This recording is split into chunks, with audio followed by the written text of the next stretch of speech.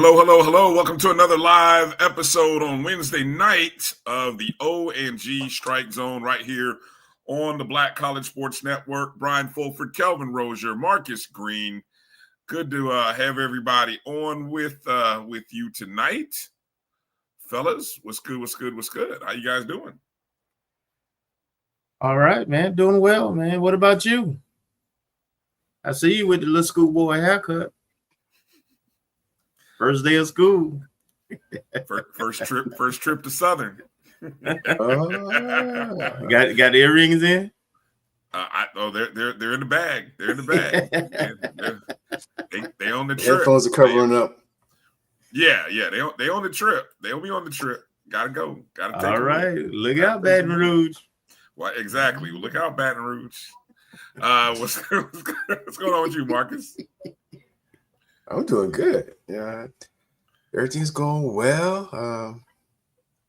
I got off.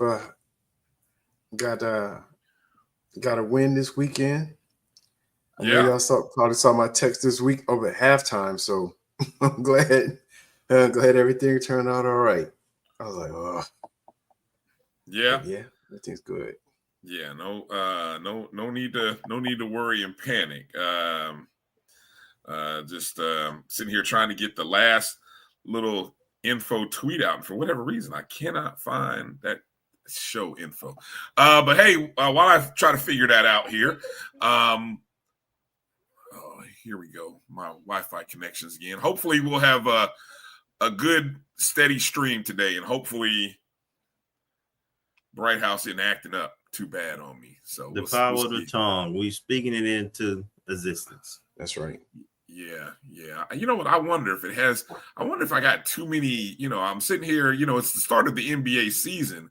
So on the TV, of course I've got like 3 or 4 different streams running. And I'm wondering, could that be messing with the signal? Could it be? I don't know. Let me get rid of a few of these channels. I'll get rid of a few of those channels and we'll kind of see. But welcome to the O&G StrikeZone right here on the Black College Sports Network. Hello to everybody watching us on the YouTube feeds, the Facebook feeds, the Twitter and Instagram live. In a second, I will retweet the show from our O&G StrikeZone Twitter feed when I can get all that going. But coming up on tonight's show, special guest, we are less than 2 weeks away from the start of the college basketball season, men and women. Although the men already started a little bit, and, Kelvin will give us a little update on what he saw.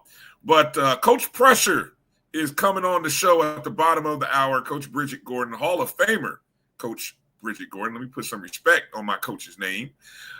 She will be coming on the show to get us hyped up for the start of her season, which will be in town. So for all of our Tallahassee Rattlers and the local folk, you get a chance to see what Coach is cooking and what she has brought to the family on Monday, November 3rd. So that's a week from Monday, the start of the college basketball season. And then at the top of hour 2, our good friend on the Black College Sports Network, Carlos Brown, who has covered Southern for years, probably 20, 30 years. I think it's close to 30, maybe it's less. But Carlos, who has his show every Saturday morning at noon Eastern, 11 Central, he's boots on the ground right there in Baton Rouge, where the Rattlers are coming, and boy, they got a new head coach. I don't know. I don't know if he was the odds-on favorite of first SWAC coach to be fired, but Terrence Graves was. And so old familiar face is taking over on the Bluff. So we'll talk to Carlos about that at the top of hour 2. In between time, we got all kinds of football, volleyball, basketball, golf, cross country, bowling. I mean, it's all kinds of sports happening for FAMU teams. Softball, that's probably something I forgot, but it's all baseball happening. Yeah, but they say it's a sports equinox, guys. this time of year when you have the 4 professional sports all playing at the same time. We have that. We have like a FAMU sports equinox happening right now, where practically all of our sports are doing something. Mm-hmm. Yeah. So we'll get into that. Before I get into shout outs real quick, Marcus, let's get into some of your thoughts. Obviously, Kelvin and I, along with Keith. Happy birthday, by the way, Keith Hadley, Things Up Podcast, in the chats. It's his birthday today, so you guys in the chat. Happy birthday, cuz. Get a young Rattler some love in the chats there. Happy birthday, Keith. Hoping you're having a blessed day, brother.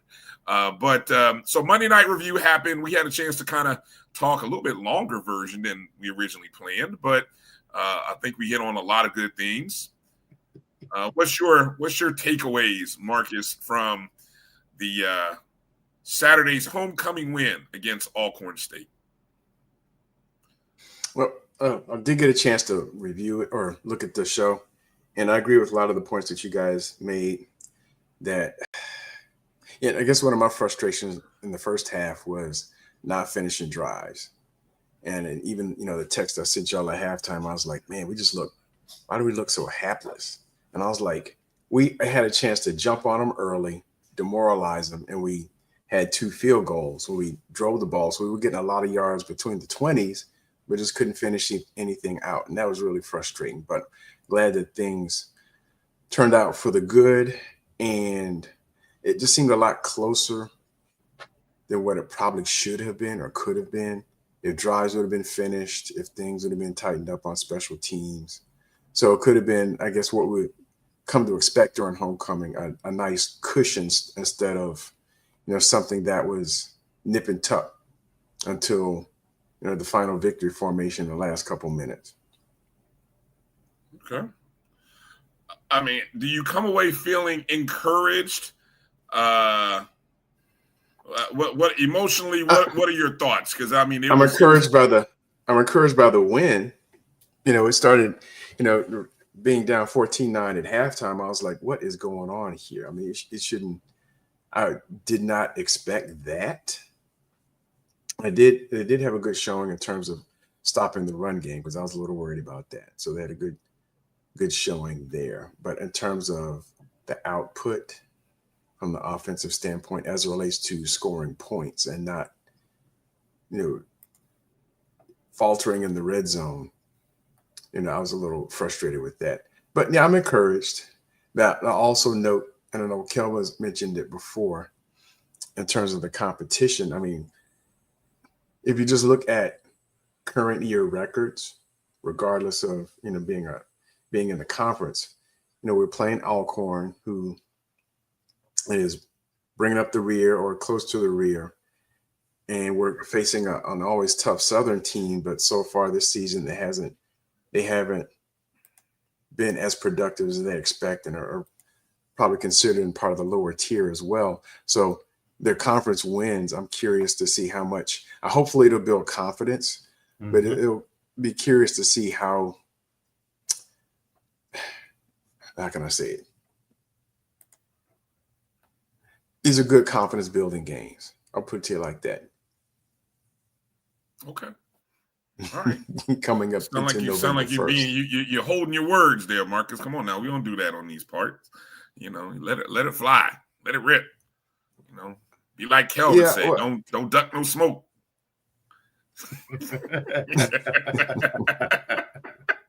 Remember, you're the one furthest away from Tallahassee, so you can get loose if you want to. Some of us got to show up every week. No, it's just like right now. I mean, we've already faced 2 top tier teams in HBCU football, and it didn't turn out good. And now between Alcorn and Southern, we're facing 2 other teams on the other end of that spectrum. So I'm not sure how much we can really gauge. We can gauge little things, I guess, progress in terms of specific units, but we're not playing the same caliber of opponent based on this year's record. So It should be a win, but I don't know how much we can gauge improvement until we play a complete game against a team that's pretty formidable. Or just dominate, teams that we should. Like when we can put it, we already established winning is not easy. So I have to keep reminding myself that too. Even when you playing teams, Alcorn is a team that has a lot of pride and traditionally, recently, is used to winning. Southern, same way. And they hadn't beaten us in 5 or 6 years at least now, the last 5 or 6 games. So trying to defeat teams by double digits and blowouts, I'm not saying that is easy, but what I am saying is the good teams beat the lesser opponents convincingly when they have the opportunity.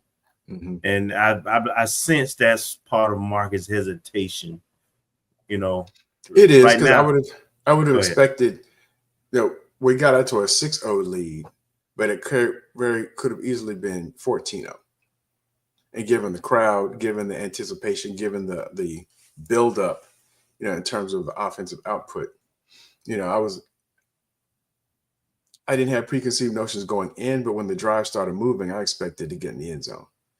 So that was part of my frustration and just the slow starts, the first half slow starts throughout. That's been a characteristic throughout the season.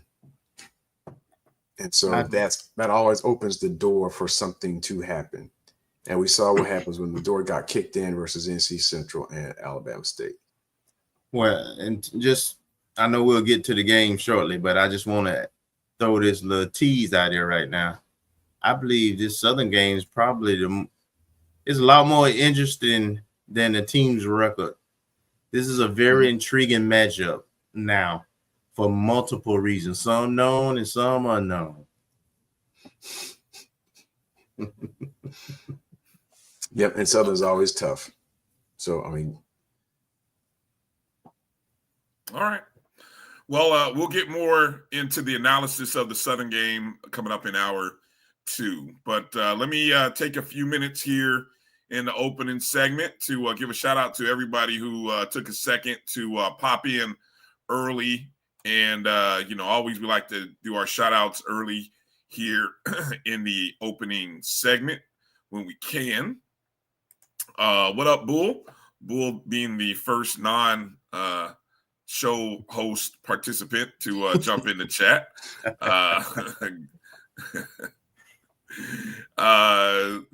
Bull, what's he talking about leaving the refs alone, huh?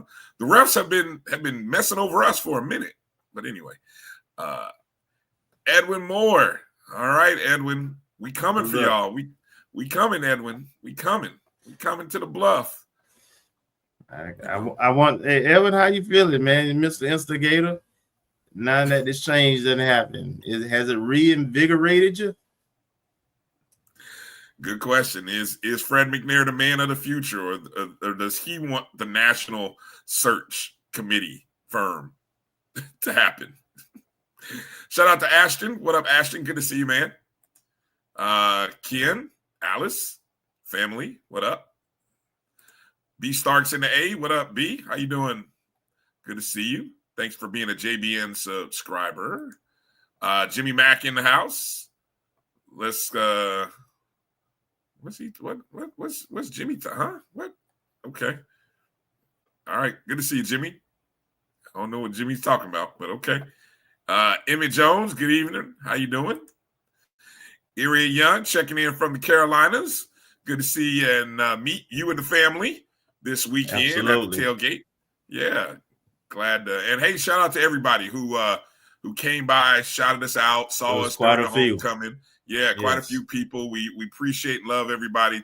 Thank you for being a part of the O&G viewership, O&G family, all that stuff. So we definitely appreciate you.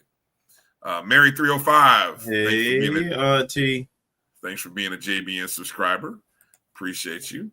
What up, Liv? Olivia. Exactly. It's hoop season, so Liv is in her element now. No more hiding. Bombs. Exactly. Dropping bombs. Make sure you're following at Live for Hoops if you want to stay up to date with all the latest hoops action in HBCU women and men's sports. You know, Liv covers it all. She covers it all. Even getting shout outs from coaches. Yeah. You know, I saw Coach Jones over at Norfolk State giving Liv shout outs and love. Man, I'll tell you, man, she's an insider. She's here, man. And Liv is here. You know, remember when she was just that young, fresh face that was coming on the show, and now she's an OG dropping bombs. VIP. Yeah, exactly. What up, Gail? Good to see you. What's up, Gail? Thanks for being a JBN subscriber. Meredith, thank you for being a JBN subscriber as well. Good to see you. Let's see. Emmett talking about the 220 Club. I caught the 220 Club. Did you guys get a chance to catch the 220 Club? Mm-hmm. Some of it? Yeah. Pretty good. What up, Tony? Checking in. Yeah. I agree 100%, Mary. Homecoming. One of the best. Still recovering. Hey, make sure you don't skip over EA now. Did I? I might. I'm gonna just shout out EA and say hello, EA. I don't know where EA is. Maybe I already. What up, little baby? Checking in. Makiba West, good to see you. Marcus, good to see you, Marcus. Marcus, our friend Vanessa was looking for you post game. I don't know where you at, Marcus. Marcus be trying to get out of there after the game. I don't blame him. But Vanessa was looking for you, Marcus, but you probably already saw her before the game, so it's all good. I did actually catch up, so it was good to see a good friend. Chuck Hunt checking in from Monroe, What's up, Louisiana. Chuck? Good to see you. What up, Hollow? Hello. Ron Jab, good to see you. What's up, Jab, my boy? Watch JD TV. Also, it was good meeting you too, sir. Yes, indeed. Shout out, Emmett. It's coming. We taking the OKC out tomorrow. Payback. I'm calling it now. Take the points and the Pacers. It ain't gonna be no championship though. Let me see. What up, EA? What are you talking about? Come on now. Stop. Talking about the earrings. Man, stop it. Duh.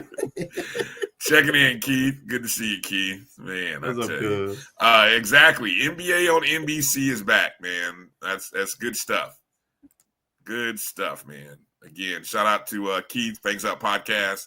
You know, happy birthday. Carrie Daniels checking in. Let me see. Good to see you, Carrie. Appreciate you. Yeah, definitely. Appreciate for dropping that, Tony. Very sad story.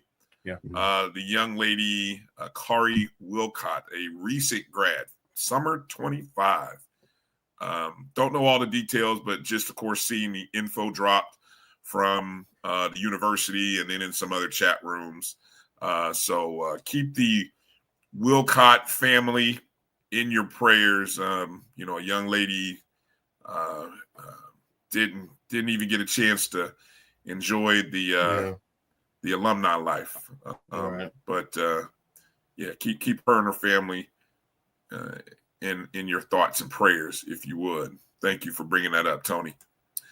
Road Dog, of course. Yes, indeed. It's that wonderful time of the year, the sports equinox, as they call it. Especially y'all folks who spend y'all lunch money.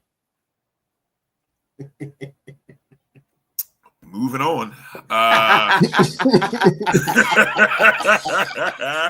Moving on. Tony, we'll come back and ask this question. Can we dominate Southern even if they come out with a new game plan, a new coach? Great question. Table that. We'll see what happens. Earl says we aren't built to dominate anyone. So there we go. All right. Well, shout out Marvin. Good to see you, Marvin. Melissa Wilson checking in. Duh. Hey, Melissa. Rick reminding us that the standard is the standard no matter what. What up, Rick? Good to have you in. Thank you.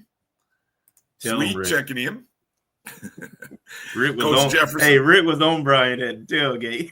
Man, I tell you, boy. I tell you. Man. I hope my grades were okay to your liking. You know, I mean, damn. You know, Hey, the parents of my students don't haze me up that hard about grades. But boy, I tell you, jeez, I don't get that kind of beating on the emails from parents. Boy, but I'll tell you. Okay, we got to mention, that link you just posted, Kelvin, regarding cross country. We were kind of, I'm not gonna lie, did not really get any kind of buzz notification, huh?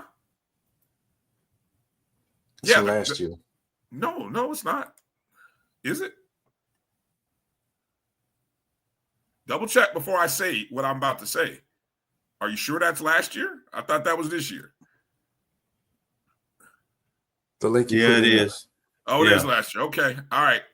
So good. Woo, I'm glad you caught me there. Good catch. All right. Now I'm about to say something about to mess up and jinx it. When is the SWAC cross country champ? I thought it was supposed to happen this upcoming Monday, but apparently not. I thought, so I don't know. Maybe we can continue to do some research on when that is. Because I figured we would have heard, because the SWAC championships are in Tallahassee. And so if it's not this upcoming Monday, then it's got to be next Monday. Right, Monday upcoming. The Monday upcoming. Okay. Yeah. I saw something that says it's on the 27th, which is this Monday coming. Okay. All right. So there we go. All right. So let's go to other quick mentions here while we got some time.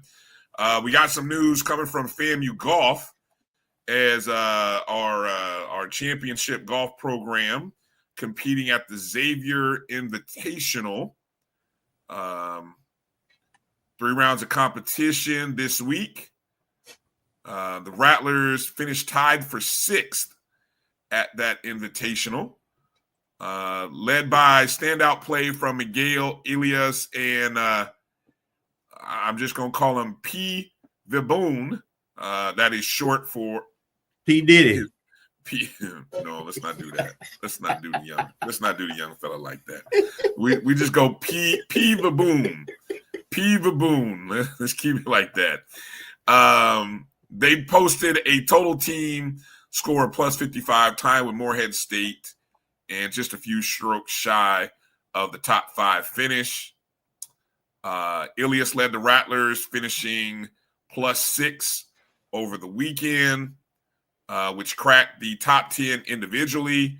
Viboon, he had a plus 8 into the final round. Also, senior Taylor Bell and Jonathan Scott each contributed crucial rounds. Bell finishing plus 17, Scott plus 27. FAMU's team total placed them ahead of programs such as Detroit Mercy, Air Force, Northern Kentucky. So a good showing again for the golf program. Upcoming schedule for golf. I think that was the last of their meets in the fall. Just by looking at the schedule. Yeah. Okay. So shout out to Coach Rice and the FAMU golf program. All right. Well, I know we had talked about previously mentioning Kelvin's trip to the Lawson Center, but we'll table that and come back. You're right. Because we got to remind everybody, because coming up here on the other side of the break, we're going to talk to Coach Gordon, Coach Bridgette Gordon, of course, our head women's basketball coach. Want to remind everybody that you can order your season tickets, call the FAMU Athletic Ticket Office, and get your season tickets for this upcoming season. Reach the FAMU Ticket Office at 850-599-3141. That's 850-599-3141. You can also you could jump on I believe you could jump on Ticketmaster, I think, as well. Mm-hmm. Yeah, you could jump on Ticketmaster, but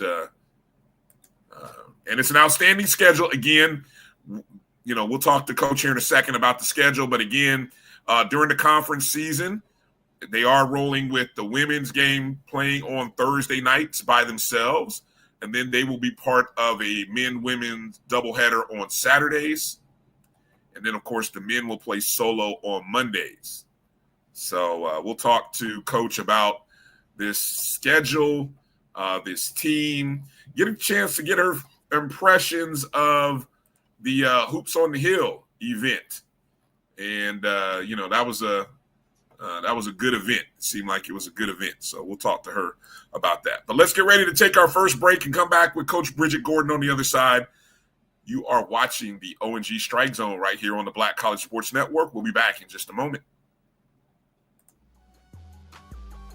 This is the Dean of the College of HBCU Sports, Kenyatta Cavill of Dr. Cavill's Inside the HBCU Sports Lab with Mike Washington and Charles Bishop. Come mix it up in the lab where the course lecture is in session every Tuesday from 6 o'clock p.m. Central Standard Time on Facebook Live, YouTube Spreaker, or the BCSN app, as we discuss all things about the HBCU sports culture, including exploring the week that was in the sporting HBCU diaspora, as well as the upcoming week of HBCU sports. With me, the Dean, the College of HBCU Sports, on Dr. Cavill's Inside the HBCU Sports Lab with Mike Washington and Charles Bishop. Course lecture dismissed.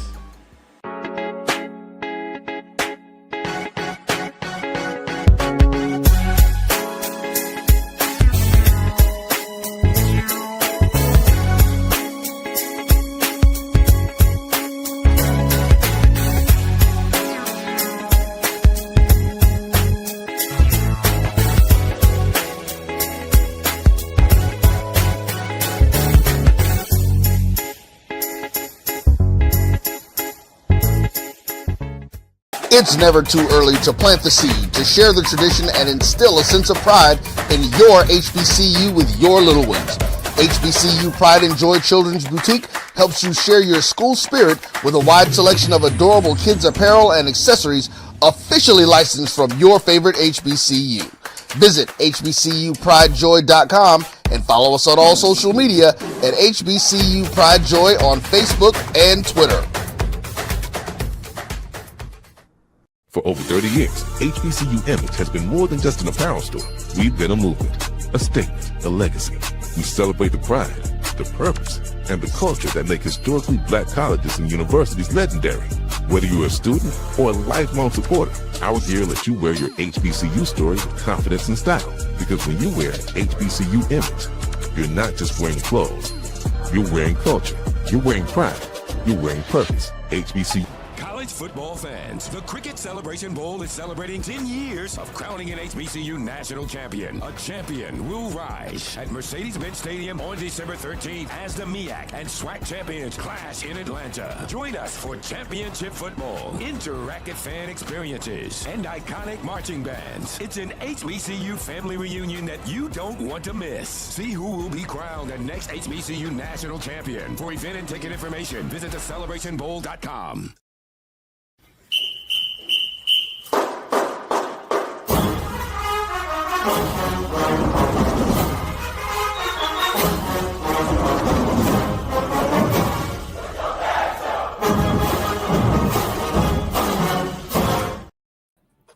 We talking basketball. We love that basketball. Welcome back to the O&G Strike Zone. Bryan, Kelvin, Marcus, and joining us is none other than the Hall of Famer herself, Coach Pressure, Coach Bridgette Gordon. Coach, how you doing? What's Happy up, basketball Coach? season, Coach. Hey, blessed and highly favored. That's all I can say. Coach already got that. Coach, you already got that coaching voice. It's too early. It's like 2 weeks into the practice season. Coach, you already got coach's voice. What's going on there? Blame that on homecoming, yelling. Homecoming. That's all homecoming. It'll do it. We understand. It'll do it to you, Coach. It'll do it to you. Well, how are you doing? How are you feeling? How are the ladies adjusting to the start of the practice season? Well, like you said, it's here. 11 days away from opening up against Florida State across the tracks. I am happy, satisfied where we're at as a group this early, I want to say, in the season with 12 new young ladies, only 3 returners. The chemistry, the sisterhood, the culture, I can say that it's here. I'm really pleased with practice number 2. It was an offensive practice, just to see them being able to respond to different calls that I made is very exciting. My coaching staff, 2 new coaches with those 12 young ladies is coming along just fine. So I'm happy with 11 days away from opening up. Is this the most enjoyable start? Or I don't know if enjoyable is the right word, so I'm looking for the right word, but this is year 3 for you. And every year it's been a little different. Given the fact that you have all the pieces now, does this feel like a refreshing restart to this run for you, or does it just feel like, okay, I finally have what I need to be able to do what I want to do? Describe the emotions for you personally going into the start of year 3. Well, I can say this in year 3, this team thus far has been my most interesting, fun, loving team in year 3. I don't know if that has a lot to do with I recruited each young lady, took my time, and character was a first choice of me bringing the new young ladies into the program. But it's just been fun. They're a fun-loving group. It's kind of hard to get upset with them and stay upset with them in the entire day. They wake up early in the morning. We go 6 to 8 and come back 3:30, 5:30 daily. They putting in the work. They responding. No pushback. Trusting the process. It's just been fun. Not so much, I want to say, stressed, worried about not being coachable, disrespect. Just been fun. And the most surprising thing is that, got together on Monday and just holding each other accountable. And that don't have to be me this year. So I think that's what's making it a little bit more enjoyable thus far in the season. Nice. Go ahead, Kelvin. Coach, you mentioned about your staff. Can you talk about it? When can we expect some information on your new people? Well, they've been here. Coach James Hill, a vet, a former head coach. He spent 16 years at Virginia State. He was very successful there. Then I have his name is Terrence. I call him Terry Palmer, and he had his route. He's been here at Alabama A&M. I want to say 7 years ago. He had been at Tuskegee, been at Lane. He's been a head coach. So just another experienced coach that's been around in HBCU basketball. And of course, I have Erica Cromartie back with me for year 2. Year 1, we have a new strength and conditioning coach that's from Tallahassee, played at West Alabama. Just great to have her working with the young ladies coming in from Austin P. Just super excited. First time that, like I said, I have my handprint. I got a big hand, long nails, that I had my handprint on the program, which is a great thing, especially in the times that we are in at FAMU. Right. So to that point, Coach, the beginning of your schedule is extremely competitive.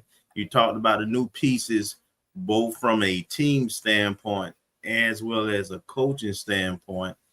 What are some of the challenges of having to get prepared with so much newness? And I wonder, and you kind of spoke to it, but I imagine it's a different kind of energy, and sometimes that's necessary and is rejuvenating. So just tell me how you feel about trying to manage all of that in a short period of time, and how does it feel with all this newness? It feels new. When I walk around town, people don't recognize me, and they see a new dude and they think I'm younger. I just think, as you used the word, that this group has rejuvenated me, which I don't have to be rejuvenated. Y'all know I have the energy. I bring it every day, whether it's 5 o'clock, 6 o'clock, 7 o'clock, 10 o'clock, a.m. or p.m. I'm bringing it. But this team they just different. And I think it because they have a why. They have something to prove along with myself. They understood. They all watched the games, and I'll ask them to, do a little bit of homework before they decide to come into the program. So they're excited for the program and for me, because they came here to do something special for me and with me. So rejuvenated is a great word. Exciting, refreshing, new. I mean, we even have the returners, the 3 returners, Zakiya, Carter, Ransom, Big Z. I mean, she's different. I know we're going to talk about hoops on the hill and, just the moaning and groaning from the fans to go, okay, look like she took another step. That's what happened with a new year and a complete year up under me. We're talking about Aina Subarats, a kid that has been hampered because of injuries. She's the spark plug.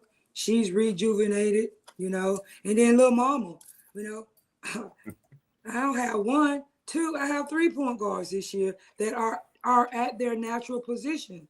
So it's exciting, challenging, and refreshing, and super exciting. I'm so excited, just really, really excited.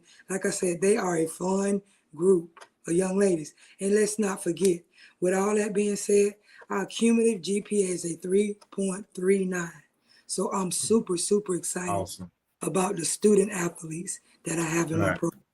Because it's about winning in life as much as about winning and putting a SWAC championship title up on that banner.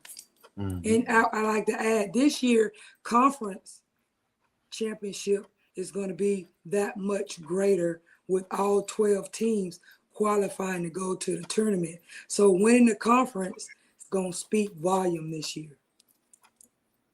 How do you feel about the coach? How do you feel about the Thursday game, which gives you all just a opportunity where you don't share with the men's side, so you can be featured, and then the double headers? What do you think about that? Do you like it? Not that it matters, I guess, because it is what it is. But how do you feel about it? I feel great about it. It gives us a chance to showcase women's basketball. Thank you to the W and the platform that it's on. I had the privilege to go out to the West Coast, doing a little bit of downtime that I had, and I visit with the LA Sparks, and then the next day I was at the Vegas Aces game, and to sit courtside and to see where the W have come from since 1997, when I was a part of the inaugural season, to fast forward to 2025, I'm like, oh my God. Yeah. It's what, Pat Summitt was talking about and what we were doing, building this game up back in those late 80s when I was at the University of Tennessee. And she would be super, super proud of the platform and where the game has evolved right now. So playing on Thursday give us the autonomy to only be about the women's game. Now we have mixed emotion coming from the head coaches. Some say the fan support is not there, and it's not their way. We would like for it to be on Thursday or Saturday. Hopefully the excitement from high hoops, and I like to mention our closed but open scrimmage on Tuesday at 5 p.m. against Valdosta State. People can get out and really get excited to see the new brand of basketball that we're actually playing. Like I said, a true point guard in a 6'3" center, she's impressive. With some already being able, her name is Bryan, Breasia Robinson. I have her for 1 year, transferring in from Florida Tech. Hometown is Cleveland, Ohio. She really has some potential. She had played in a HBCU atmosphere. She did a year at Delaware State, a year at Arkansas Pine Bluff. So she really gets it. She knows what it's about. So I'm super excited. But going back to the platform, it's a great thing for the game. And I hope that we at the SWAC, it just continue to grow on that Thursday night. Hey, don't tell Coach Ward I said this, but I really enjoy the women's game a lot more. They just play the game the way it's supposed to be played. Now, having said that, I was thoroughly impressed with what I saw yesterday too, but I do love the women's game. Yes, I was there too, and I'm impressed. Coach Ward is a great human being. Yes. We're like brothers and sisters. We support each other from day one. He was like Bridgette, whatever advantages that or opportunities that's going to be taken because of me with my Florida State ties, don't you worry. Women basketball is going to have those same opportunities. I'm not going to forget you. I'm going to bring you right along. And he's been a man of his words from day one. We talked. He was in my practice today. I was at his game. We always talking.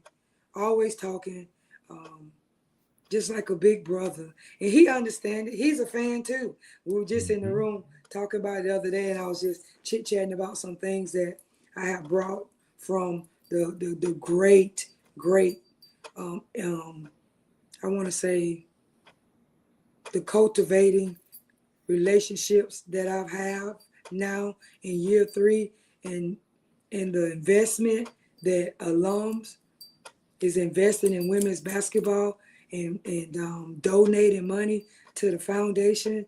It's a great thing. They're going to see a lot of different things that I'm doing with it, benefiting my women basketball players, my ladies, that Tennessee student experience that I have, that I'm bringing here to FAMU. It's just great. And Coach Ward is out front. He's the number one supporter. So he's been a big brother, a big supporter for the women's from day one since joining his FAMU family. And me and Coach Ward, we as humble as they come. But we got together the other day and we said, we're going to put our 2 names up as far as what we did career-wise and what we're going to do as far as coaches against any coaching staff in the women's and men game. I don't think it gets any better than what FAMU have in myself and Coach Ward. And I'm talking about the human side of it first, and then the athlete and the coach. Hubba. Exactly. Go ahead, Marcus. Oh, good evening, Coach Gordon.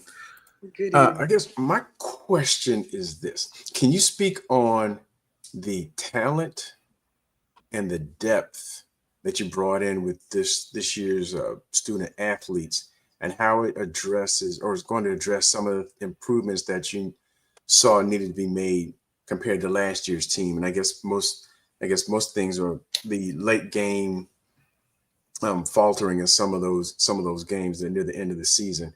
How does the talent and the depth that you brought address some of those issues? Well, you hit it right on the head. It's the depth part of it, where you're not playing so many of the same players repeatedly, game after game, where in the fourth quarter, their legs not as strong as they should be to finish out games. And let's just, go back and let's remind everybody. I take the all that blame is on me that we couldn't finish games. But what I had to do is go back and look at myself and bring in a more depth team, bring in some true point guards and have a dominant center. And I think the dominant center in Bridgette Robinson with Zakiya Carter at 6'6", Zayna Justice, freshman at about 6'2", and Zanaria Maziz. I say they're going to put people to sleep. But then we have Zanaria Robinson at 6'3". You got a 4-headed monster at that position, and they all can can dominate it at certain times against the certain matchups that we will face non-conference and in the SWAC. The most important piece when we were being pressed in the fourth quarter is going back that I have 2 true point guards now. You know, we have Tanaja Purifoy, who sat out last year in the SWAC conference, that's back healthy. And I have a true point guard, I call a rookie, and Cornelia Ellington, that comes along with, she won in high school. She know what winning is about. She was a player of the year, and that's her natural position. It's not like I had Sabu Gu making her a point guard, which was her natural position. Then I have a third person that's a combo guard in Jordan Bodie coming in from Austin P. They can also handle those duties. And I'm also training my 5'11" all around Chi-Town finest in Camille Jackson, and a senior that I'm also training her to be a point guard. So now you're talking about depth, size, and experience at each position.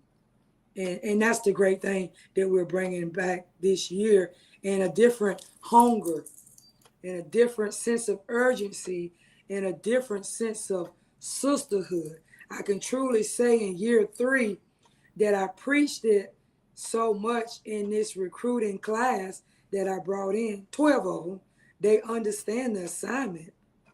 They can hold each other accountable without each other taking it to heart and understanding the message, whether it's stern, whether it's sweet, or whether it's coming from me, tough. They understand the assignment. They understand who I am, whose I am, and what's the goal, and what's the real reason for this season, and that's the win. No matter what nobody else thinks, what our expectation is. And I'm going to address the elephant in the ear.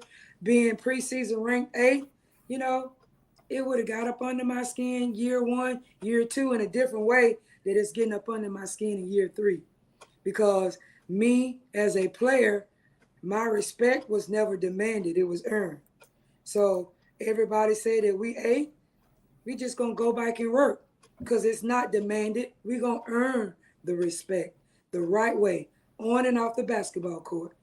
They're going to understand that we're here in year 3 as a student and as an athlete and as SWAC young ladies.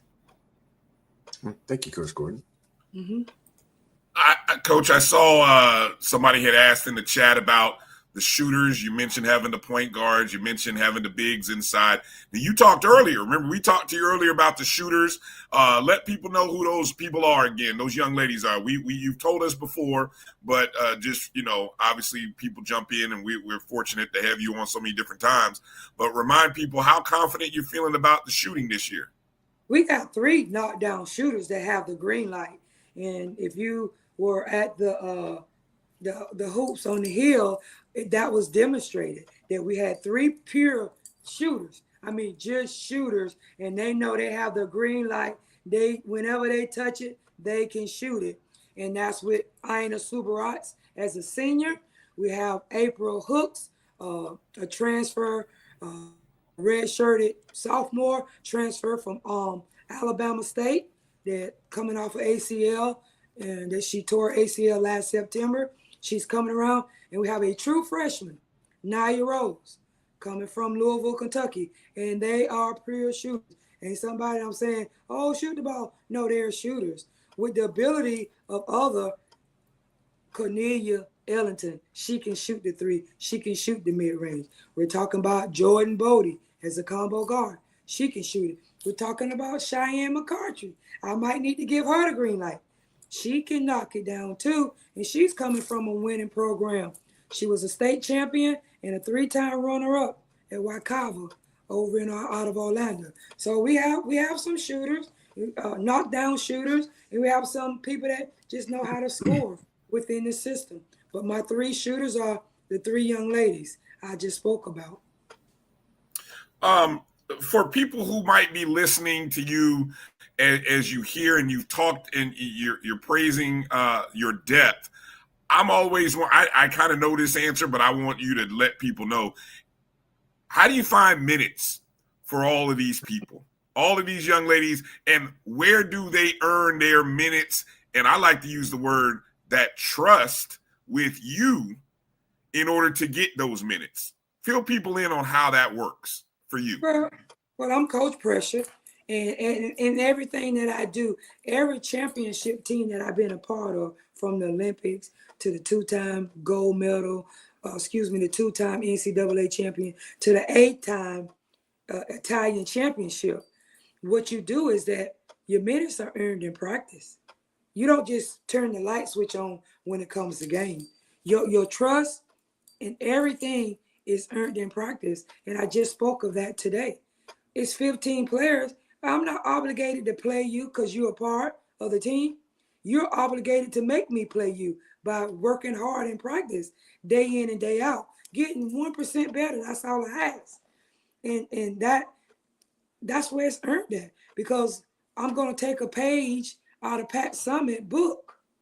She trained us for anything and everything on that basketball court in practice. Practice was tougher than games. Games was fun. We were so happy and excited for games to go beat up on somebody else. Oh my God. And I know my ladies feel the same way, like, Coach, can we play? When is the next game? I mean, can we play against the practice guys? They just want to play against somebody else because the practices are tough and hard because of that. But that's where the minutes have earned, and that's where the trust is earned. Like I said, you alluded to it. The reason why people love women's basketball is because of the fundamentals. And tell them that. And I am a detailed fundamental coach. If I say get in the corner, get in the corner. Don't be 2 inches off the corner. Don't be 4 inches off the corner. The corner is the corner. And those are the inches of the game. If I say get down here, get down here. Top foot closeout, top shoulder closeout. It's your feet. It's the discipline and the details of the game.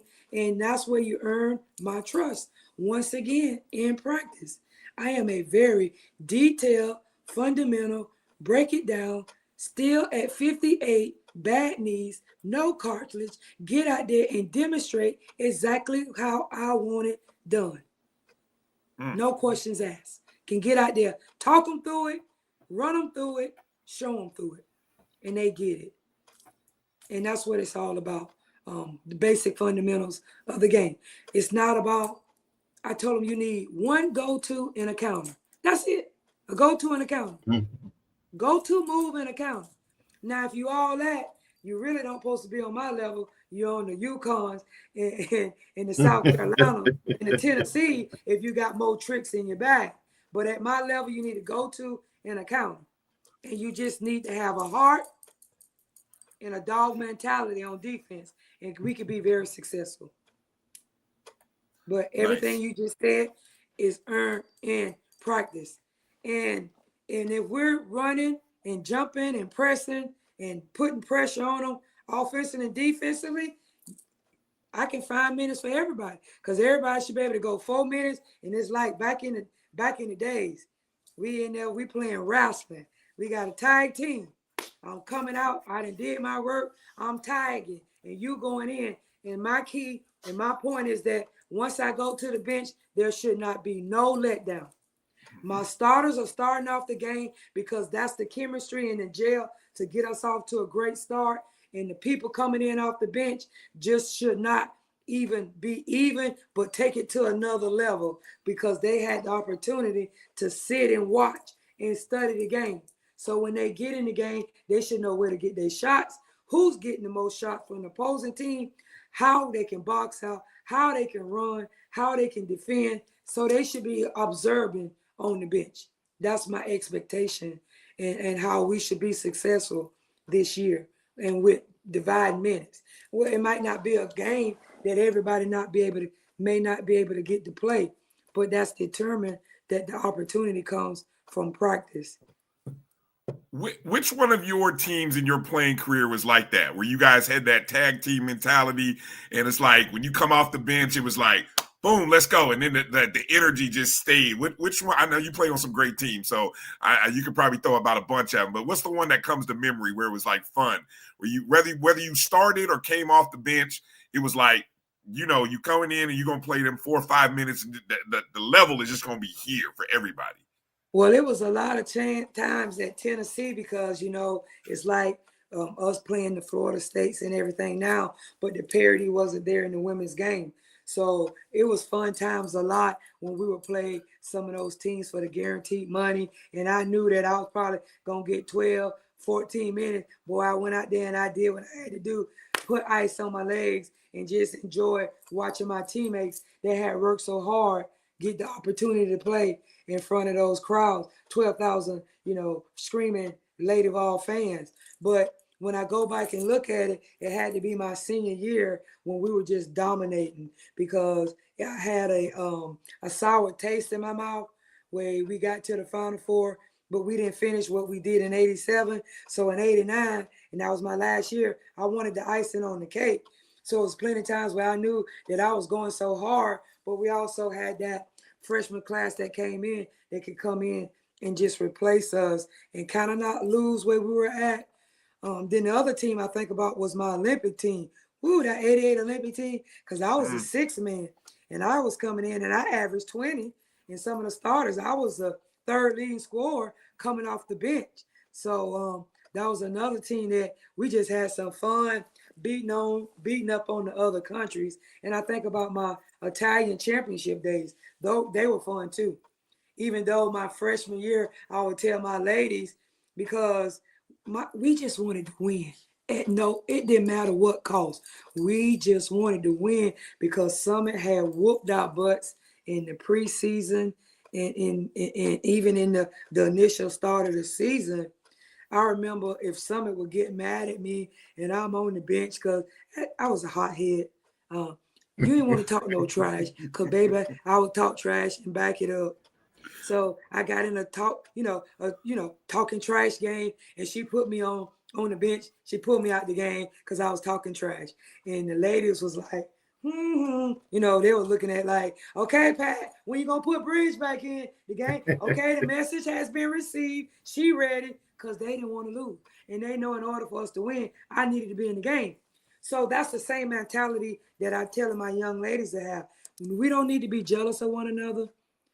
You don't need to look to your left. You need to look to your right. You need to look that person in the mirror every morning and be the best version of you. And whatever it is that we decided that you're going to bring it. Be you. And that's the mindset that we have this year.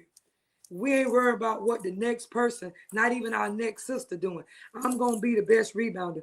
Coach, you told me to guard the ball. I'm going to guard the ball. I'm a Dennis Rodman. I'm going to take all the rebounds. You ain't got to pass me the ball, Michael and Scotty. You shoot it. I'm going to go clean it up. That's the mentality. Those are the pieces that I had to recruit to, and I feel like I have in the program this year in year 3. Goodness gracious, boy! I got to be there on the. Look, I might just have to move to Tallahassee this winter. They gonna miss me in my job. I'm gonna have to spend more time in Tallahassee at games this year, boy. I tell you what. See, Bryan making me go down this rabbit hole. But Coach, I want to, because we don't. Most of the time we have you on, we talking about your team and everything. I'm interested to know who was the toughest player that you personally played against.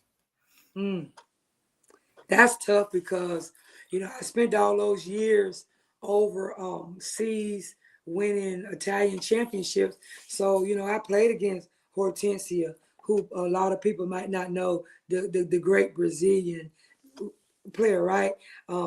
Michelle Timms and Brondella, who was recently let go at the New York Liver. She was a hell of a player for her German national team, right? The Australian team, but I played against her because she was playing for the German team. I didn't play against Cheryl Swoops, Teresa Edwards, Lisa Leslie's, all the greats. I didn't play against a lot of the great young Tennessee fans, but, I tell them, hey, and Bridgette go in prime, y'all don't want me because this, and that dog mentality, Boy, I put you to sleep. I'm taking your heart out your chest. I'm like a shark that's blind but know how to smell blood in the water. I didn't back down to nobody. I was fearless. I didn't see no competition. It just didn't bother me. But I talked to about the greats. I didn't have the opportunity to play against Tarasi and some of the late greats. But you had the Teresa Edwards, who we knocked off surprisingly. Her and Katrina McClain at the University of Georgia. Right over there from Cairo, Georgia. Teresa Edwards, the great. I played against, like I said, the Cheryl Swoops when my career, the Cynthia Coopers, with that Houston winning 4 championships. I played against the Cheryl Miller when she was a senior and I was a freshman. That was my first Final Four. I remember like it was yesterday in Rump Arena and in Kentucky. Yeah. Jump ball. We going up against her. And she'll let you know I didn't back down because she was 6'2". I went at her. She was going to have to say, Rook, you can't handle me. And I was like, Cheryl, I don't care who you are. You have to knock me down. First of all, my mama done put me through more than what you could put me through. And Pat told me, we had conversations about Cheryl Miller being the greatest because she coached in the 84 Olympic team. And right after her, coaching her and that great Olympian team that won the gold medal in Los Angeles, which we get the Olympics back in 2028. She talked about Cheryl Miller and she talked about, coach, what she had done. So that motivated me and it inspired me. So I played against some tough. I mean, Cheryl Miller was tough. She used to kick up brother Reggie, but Cheryl was tough. She don't get a lot of credit for what she did because the game was not on the stage or even the Olympics. The Olympics didn't get on that stage until the Dream Team in 92 and that 96 Olympic team in Atlanta. When you talk to Bridgette, Bridgette know the game now. That's why my lady's going to respect the game. I know the old heads, the new heads, the Ann Donovans, the Nancy Lieberman Climbs, the Ann Myers that came before the game, the redheads. Coach Summit made us know the game and appreciate the game. And that's what I do with my young ladies. Don't come up in here disrespecting not know the history. Game. Yeah. Not when my blood, sweat, and tears was a part of this foundation and platform that you own. We ain't finna disrespect the game. So yeah. I gotta Coach, I gotta set up time with you. One of these times in Tallahassee, I want to sit down with you and do we can record it and just to sit down and talk, history, basketball, because I think it'd be for someone like myself who loves basketball. It doesn't matter, men, women. I love basketball. I grew up in Indiana, so I love hoops. So I would love to just kind of have that. However much time you want to give me, I'm gonna set a recorder up and we just gonna record and talk because I just want to hear the stories and be able to share that knowledge with more people because I think we're in that space now where we get a chance to hear more, and I think definitely our young people need to see and hear more of that history. And I think it's fascinating and great that we got 15 young ladies in the program that every day they're with a walking legend and a walking historian of the game of basketball.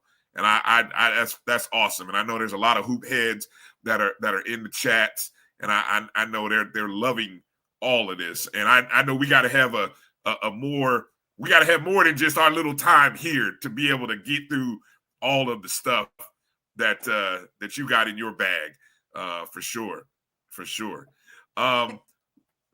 You just name it. Hey, I know. Time is of essence.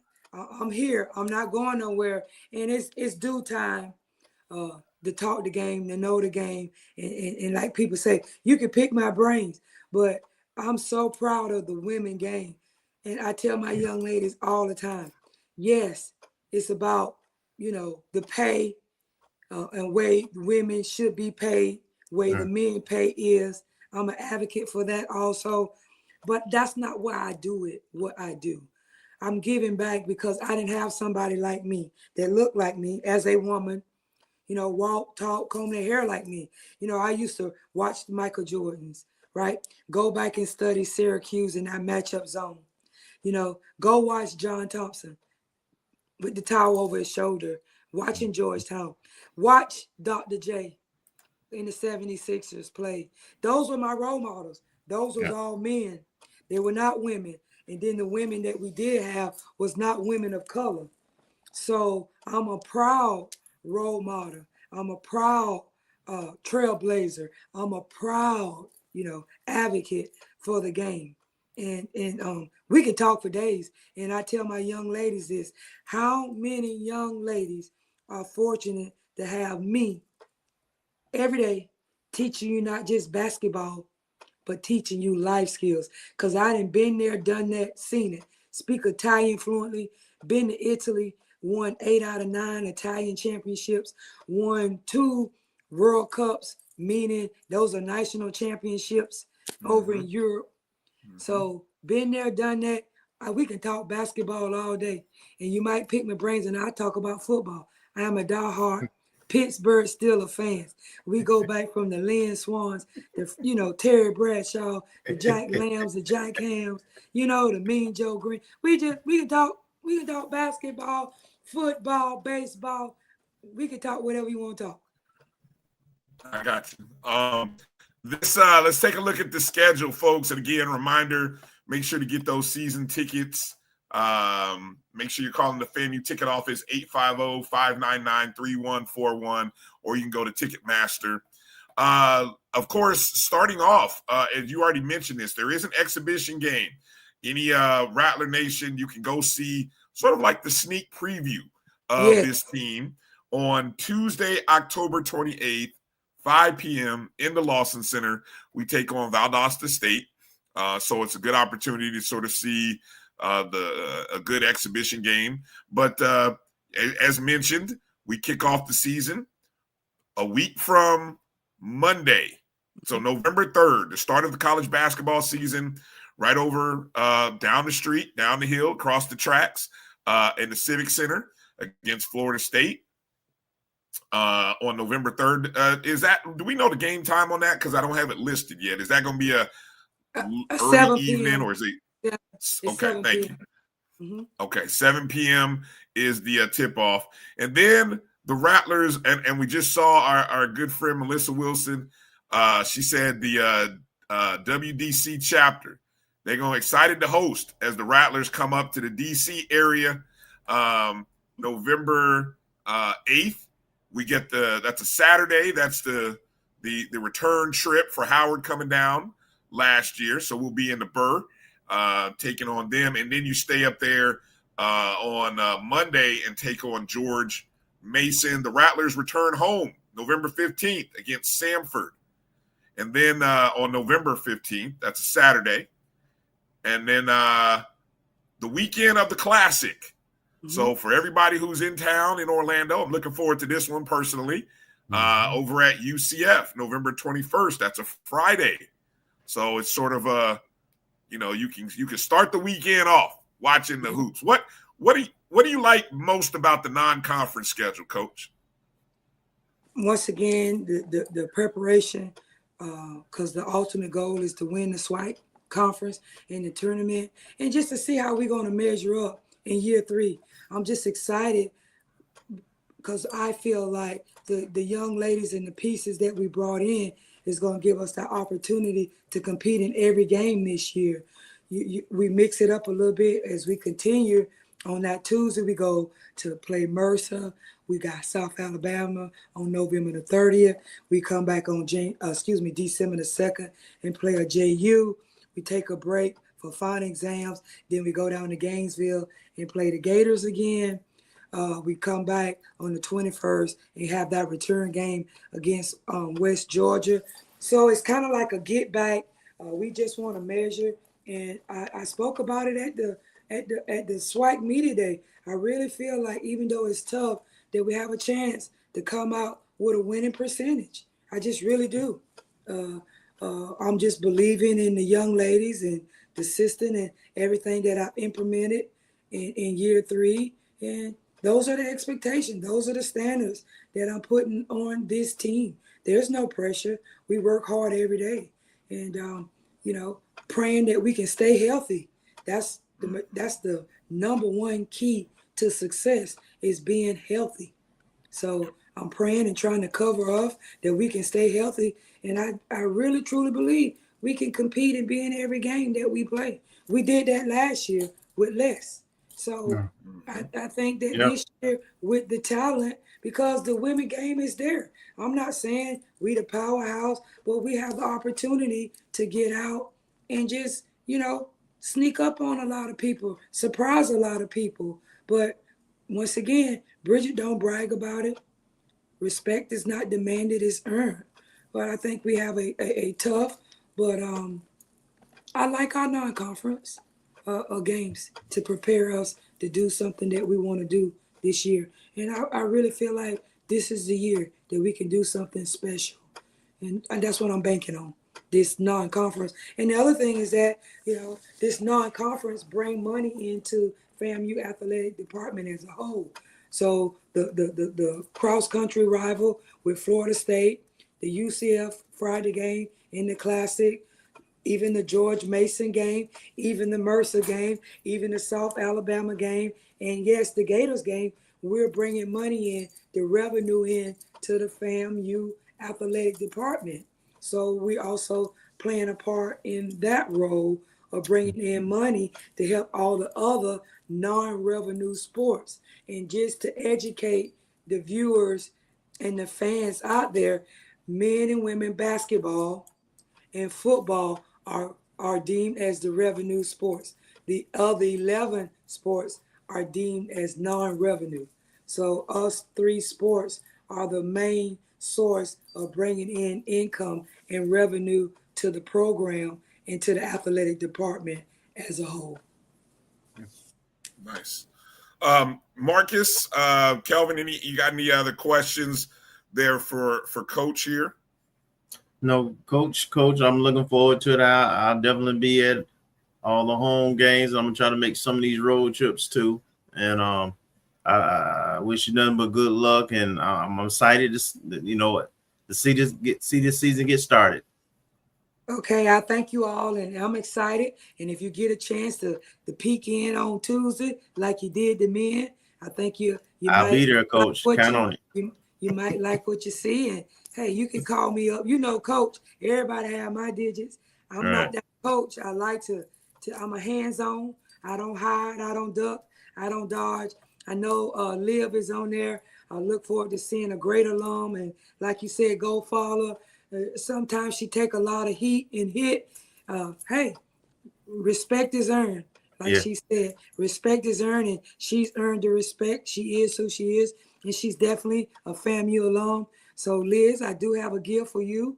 I just sat down completing the whole itinerary and the week, because we'll be there for 5 days. The DC chapter has something special for us. We also have another young gentleman that works for the CVS Health Department. We're going to get us a tour of the DC area. So I'm super excited, but we got to play a game first on Tuesday against Valdosta State. As you say, Monday, November 3rd against Florida State. I'm just super excited, and I will want to put out there, Charlie, if you check out the men basketball schedule, they have like a little down period. So like I said, it's a brother-sister relationship. He will be bringing the gentleman up to the game on Friday. They will be in the stands supporting us. We both have collaborated. We both taken our men and women to the football game in the Classic so they can get that student athlete experience that we want them to have, so they understand what that orange and green brand looks like and represents. The game Tuesday is 5 o'clock, right? 5 o'clock. Yes, sir. Yes, 5 o'clock. 5 o'clock. I got one final question, if you guys don't mind for a second, because I find it interesting, and I heard this today in the press conference for Coach Ward with Florida State's head coach. Obviously, the Florida State game is coming up Sunday. They're retiring his number. And I heard him say something, and I heard actually Coach and them talk about, for both of them, it's the first time that they will coach a game in the stadium arena that they played in. You know that very well as you started your first head coaching college job here at FAMU. Your first game was at Tennessee. I don't know, have you and Coach Ward talked about that? But what are some of the emotions that you recall that you think that you probably, because I said you've been there, some of the things that he'll be going through in that moment? It will be the surreal moments, and we talked about it, and we'll continue to talk about it.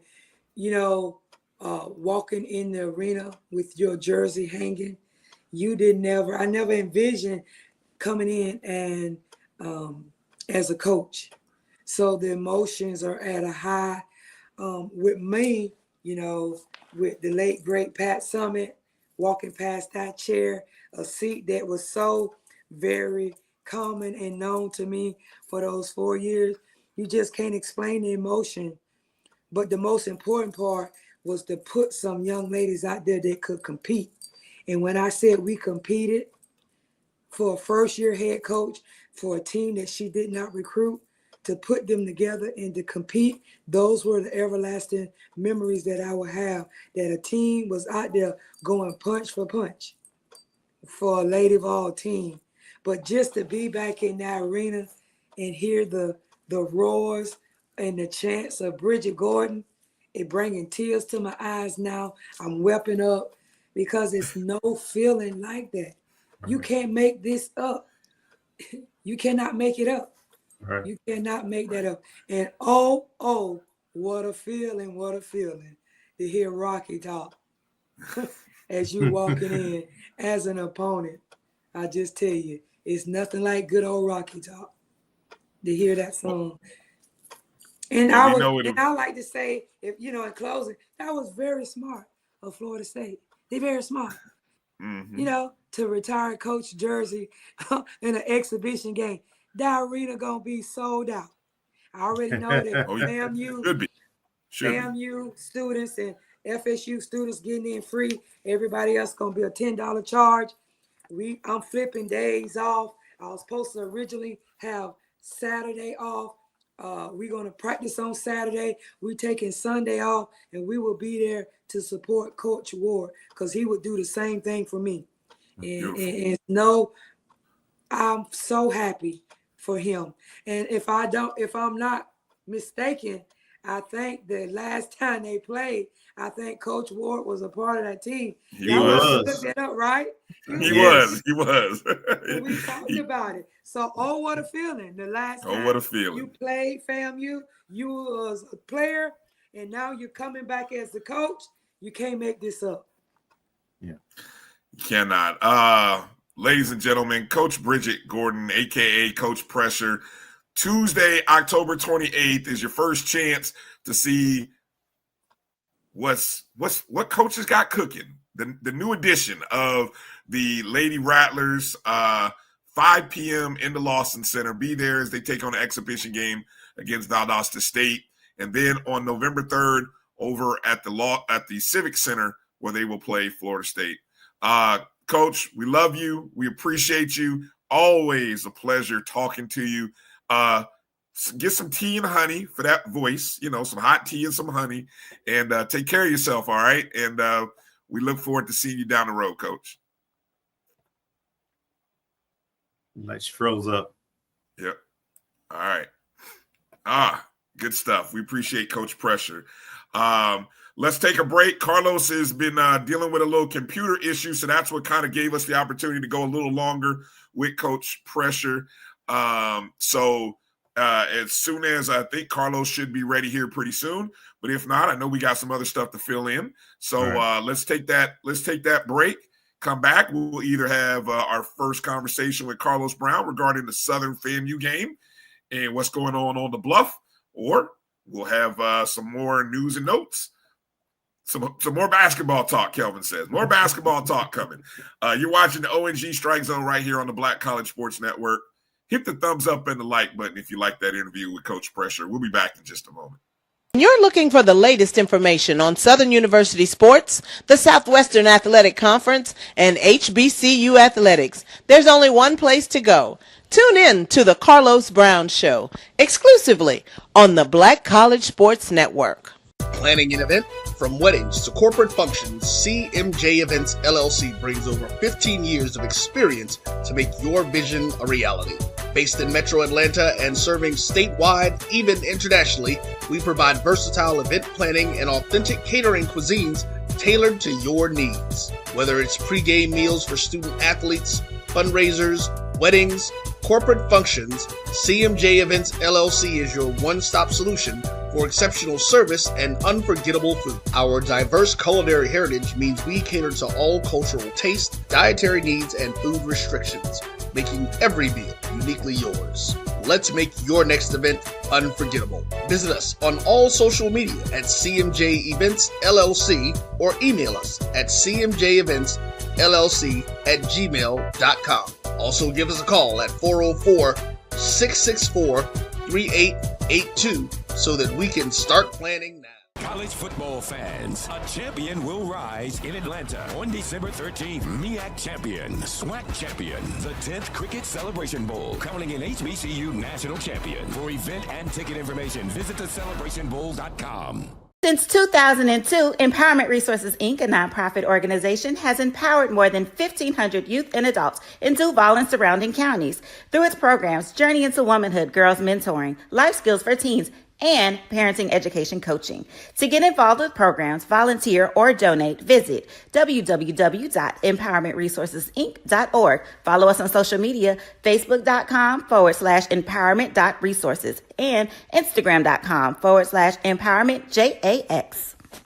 For over 30 years, HBCU Image has been more than just an apparel store. We've been a movement, a statement, a legacy. We celebrate the pride, the purpose, and the culture that make historically black colleges and universities legendary. HBCU Image, a Kenny T's company. ESPN Events presents Red Lobster Band of the Year. Returning to Atlanta on December 12th, 4 bands will qualify for the big stage, where 2 national champions will be crowned. Follow us for rankings updates throughout the season, and join us on December 12th. For event and ticket information, visit bandoftheyear.com.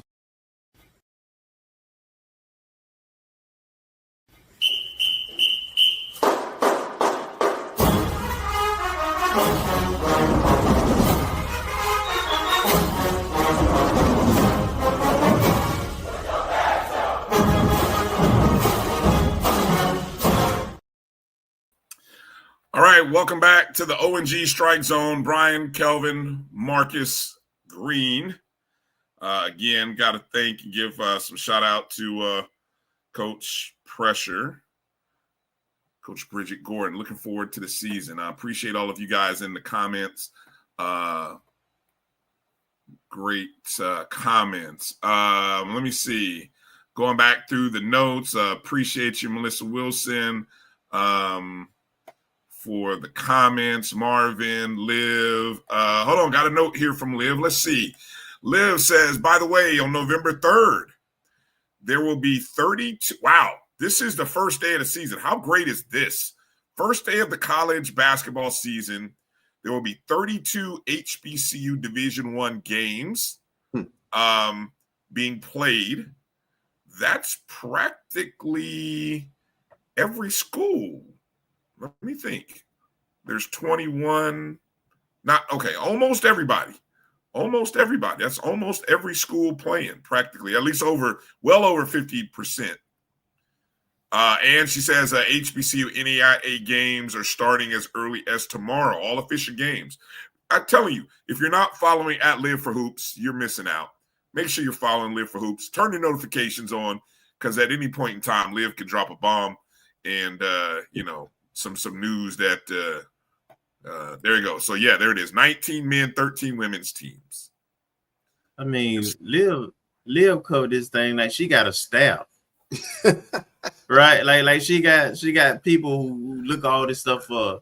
Right. She's got to be on a bigger she ain't platform. Got a job she ain't got a job and a kid to take care of. Boy, she must have her son up there typing, doing research. I'm telling you, boy, got the whole school class working.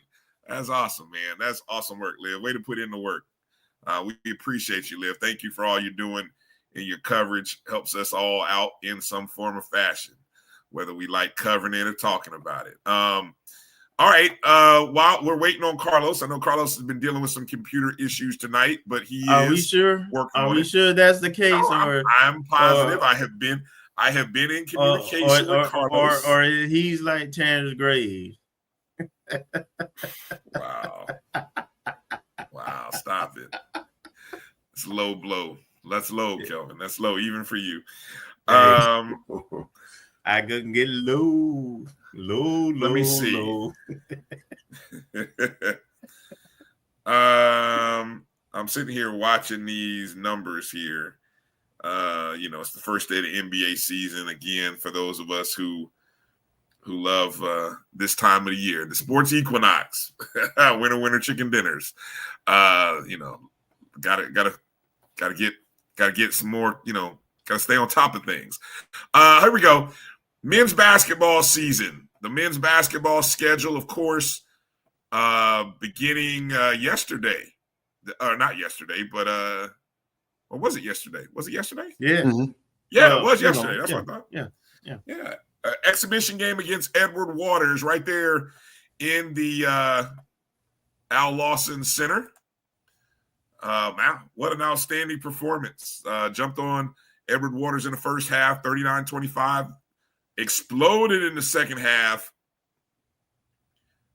for 61 points, outscoring Edward Waters 61-29. Yeah, I did the math right. Kelvin was there. There is no video. The video won't get out. Trust me, I tried. I tried to at least be able to see. I couldn't even get the video to see it. I'm not going to broadcast it.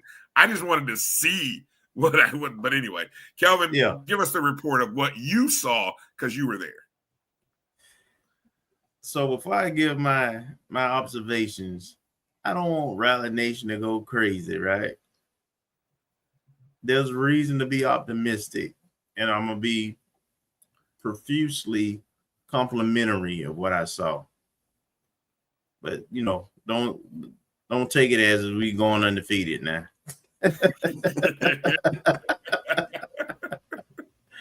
What I would say is this: we played them multiple times, Edward Waters and Albany, all the time. And as you can recall, we actually lost once in one of these exhibition games. And all of them were close with Coach McCullum except one. He did put up one season. I think that's the season we won the conference. And I think we put up 100, but even that team gave up 80 something in the exhibition. So we've struggled in these exhibition games, usually trying to find our footing and so. But what I would tell you is what I saw is. I saw a team that obviously has put in the work in the gym and have coaches who know what they're doing and have a bunch of gym rats as players. And what I mean by that, from a offensive standpoint, anytime they getting the ball off the backboard, defensive rebounding, they're looking to push pace. But they're not dribbling. They're doing outlet passes from underneath the basket to half court to the basket for layups or open 3-point shooters. They look to be a very good passing team, first of all. And in the half court, they move the ball from side to side with a lot of motion. You don't see the ball get stuck in one place, and you don't see over dribbling. All the things that might have frustrated us in the past. This is they execute very well. They know what they're doing, and they stay within the scheme of what they're doing. The other thing that stood out to me, and there's just two more, from a defensive standpoint, they help when needed, but they don't do a lot of it. They didn't show, it's exhibition. They didn't do a lot of helping, but they do play tight defense in the half court man. I mean, really tight defense, So, and they're pretty quick and athletic from 1 through 5. So they're probably going to be matchup problems with this squad. And there was a couple of plays where we turned the ball over and we got down court, and it was a little showtime where the point guard bounced it off the backboard, and the guy behind him coming above the rim finishing. Oh man, it was fun. It was great to see. Not a whole lot of turnovers. And the last thing that really stood out to me was the shooting. We had 10 different guys who scored. We had 1, 2, 3, 4 that had over 11 points. And they, no volume shots, right? It wasn't like last year where, you had 2 guys who took like 20 shots. But they took the right shots and they made them. They made way more than they missed. In that second half, we scored 60-something points. So it was a lot to like. We got a freshman playing point guard. I really like how he looks. Wow, freshman playing point. Wow. Okay. Yes, and he looks, kid from Miami, and he looks the part, man. I'm telling you. Really like what I saw from him. Jordan Chapman picking off. He looked like a grad student senior who has experience. Bolden looked good. Jaquan Sanders. But Anthony knows, though. I really like what I saw out of him. So it was a great start. And I saw the Florida State and the Alabama game, and Florida State has a very talented squad also. So I'm really interested to see in that early matchup, how competitive we are, because Coach Ward said, he liked what he had brought in, and this team will be able to compete regardless who we play, including the outer conference. So I would say how we played and how we dominated Edward Waters is a testament to, put some validity to that. And I just want to see that to continue to grow. And, that's without the 7-footer or the 7'3" guy also. So that's still not all the pieces in place. But it's looking good. You are planning on being in attendance at the Florida State game? Absolutely. Okay. Do we know now? Again, Coach kind of mentioned it that the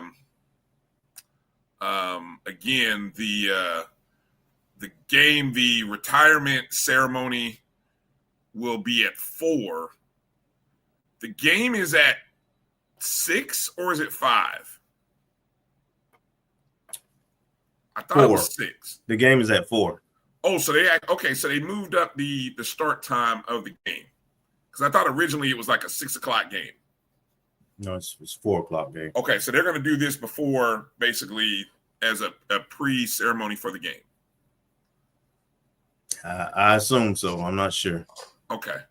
They might do it yeah, I guess they would. I thought they were doing it before. They're not doing it at halftime. So there was and we retweeted this. So if you're following us on Twitter, there was a press conference today with Coach Ward and Coach Laux, I think is his name, the head coach at Florida State. Yeah, Lukes, excuse me. He's a former player. I think he was the point guard one of those years they won an ACC title with Coach Hamilton. And of course, we know Ward and the success that he had. He and that squad. Bob Sura, Sam Cassell. That was a fun squad. Fun squad. Doug Edwards. Yeah, that was fun. That was a fun squad. So I'd be curious to see if any of those guys will be in attendance for this game. But all the kind of, so many different storylines, which some of which I mentioned, the fact that for both coaches, it's the first time that they've had a chance to coach in the building that they played at. Ward's number going up.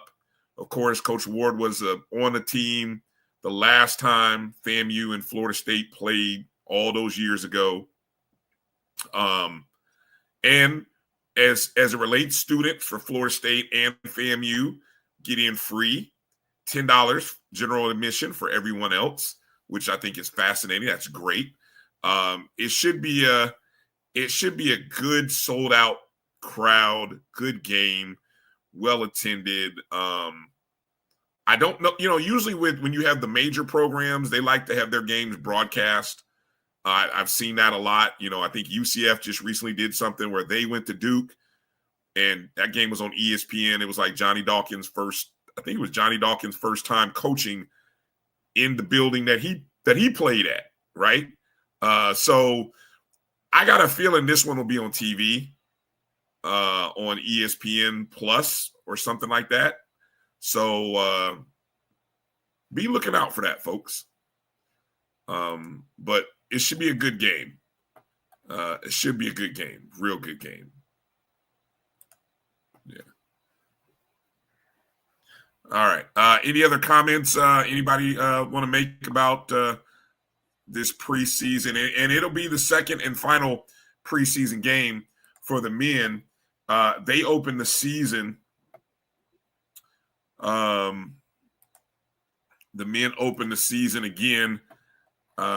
This is the home schedule, but the men will open the season in Tampa on November 3rd, 8 p.m. Eastern against USF. Mm-hmm.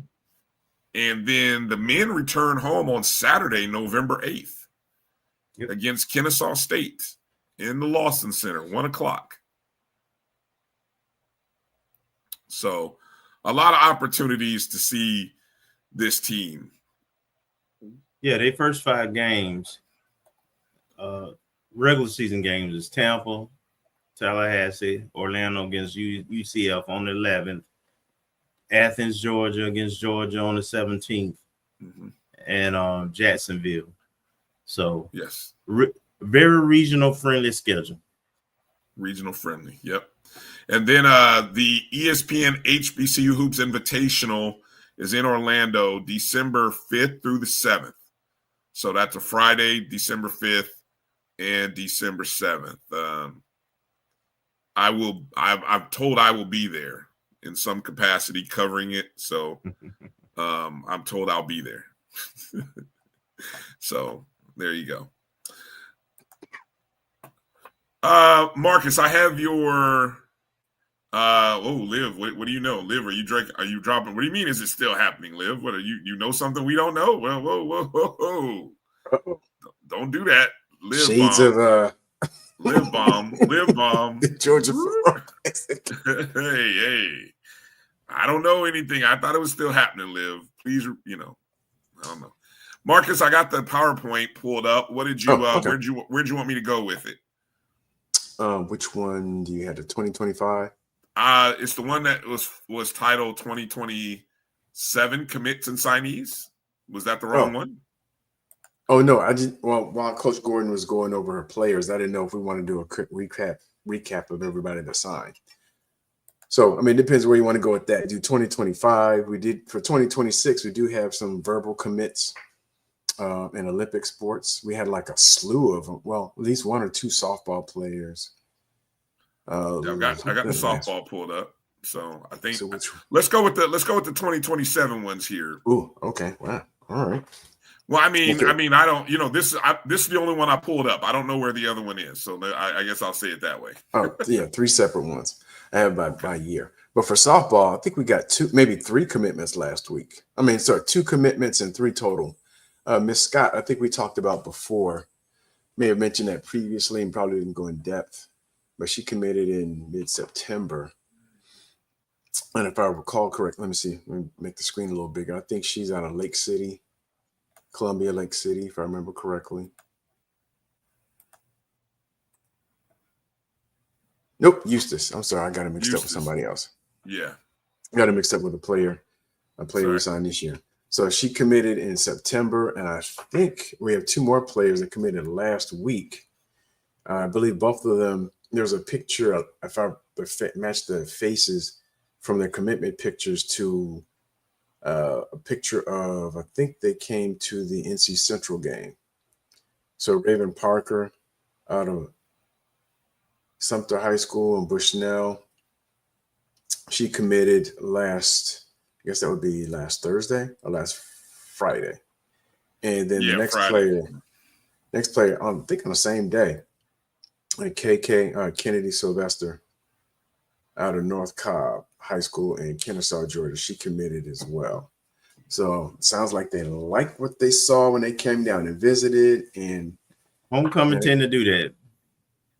Mm-hmm. So, volleyball, we do have 1 commit there. Young lady also out of Atlanta. And actually, this might not be. I think I've uploaded the most recent version. Oh no, she was voted Region 6 All-Region Girls Volleyball Team. So this is the most recent one.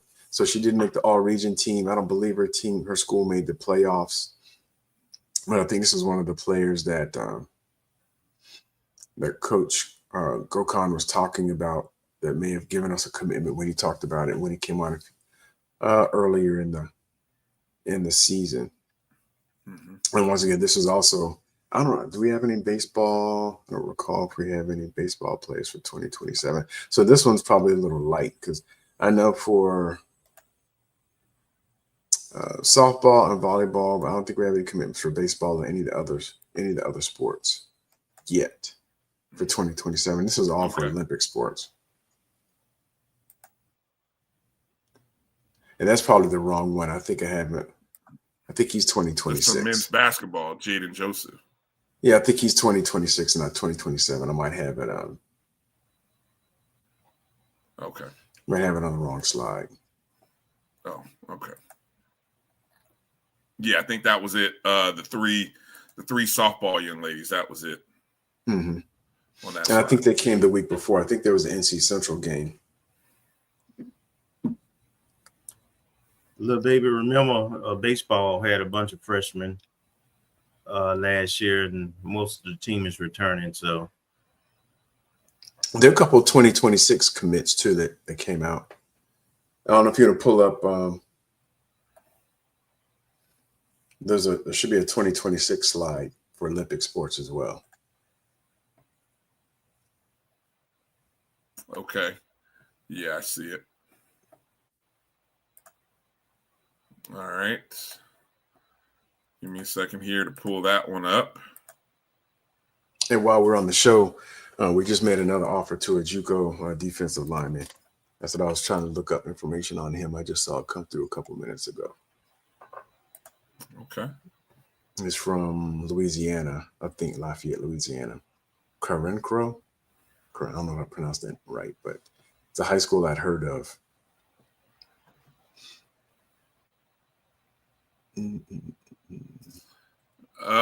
Okay, give it a minute here. Still loading. Spinning wheel.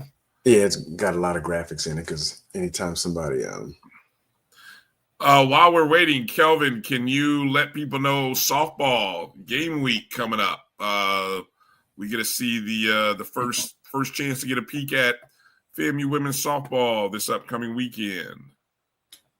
Yeah, we do, and there's some very high expectations for the squad, and I know Coach has some high expectations too. But this is, the fall ball, so we'll see how it goes. But we play Pensacola State College on the 24th at 3 p.m. at Veronica Wiggins Field. We then play Gulf Coast State on the 25th at Veronica Wiggins Field. And then on the 28th, we played Tallahassee State College, which is TCC, there. And then on the 29th, we played Florida State there at 5 p.m. And the rest of the season is all in at Veronica Wiggins Field. We played Chipola on the 4th at 4 p.m. We played Tallahassee State again at 4 on 11/6, Tuskegee on 11/9 at noon, and St. John State on 11/15, and that time is to be announced. So eight contests. Okay. Again, there's the information for this week, softball game week. They're those games that Kelvin had just mentioned.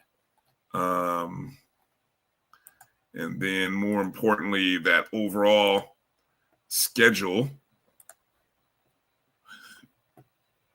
I'll have that here in just a second so you guys can see that overall schedule as well. And these games are all free, correct? Free to the public? Yes. Okay. And then, of course, there's the full schedule. Full schedule. So make sure you're following at FAMU_softball on Twitter, X, Instagram. Always is a fun follow for softball. So make sure you follow there. Okay, so Marcus, this is the 2026 signees that you wanted to talk about. Starts with softball, matter of fact. Oh, not signing, verbal commits. Oh, I'm sorry. Excuse me. Thank you for correcting. Verbal commits. Mm-hmm. Softball, I think we have 2. There's a young lady out of Atlanta. Yeah, Rihanna Weaver out of Creekside High School. She committed in mid-August. So looking forward to having her come down. She's a pitcher and infielder. I have not checked to see how they're doing this year. And Aliana Stubbs, she committed last week. It was like a wave of softball commits like the latter half of last week. So that was like 3. So I had to kind of do some digging and figure out, who was in what class. But she's from Sumner High School, River, Florida. And she's coming. And between her and the other young lady, KK Sylvester, come very highly touted. All right. For volleyball, go ahead. Yeah, I think we have one commit. Mm-hmm. Yep, one commit for volleyball, and that was over the summer. And okay, yeah, I think we brought up Simone as well. We talked about her. Mm-hmm.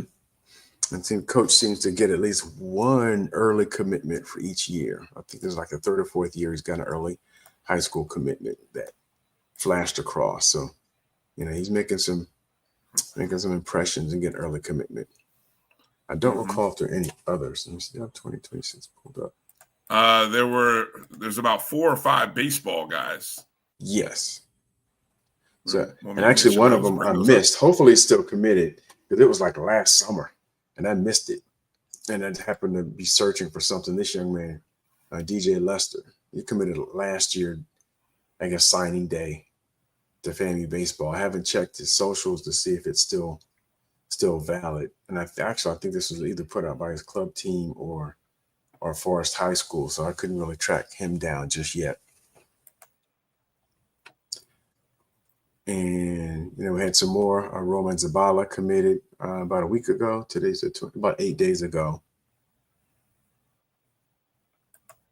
And then a couple more. And a couple of these are from Racine, a young man that's helping out with the recruiting. So we saw them on Instagram. And so he's great at the Instagram stuff. I'm still trying to work through that. I try to find things that's not working out.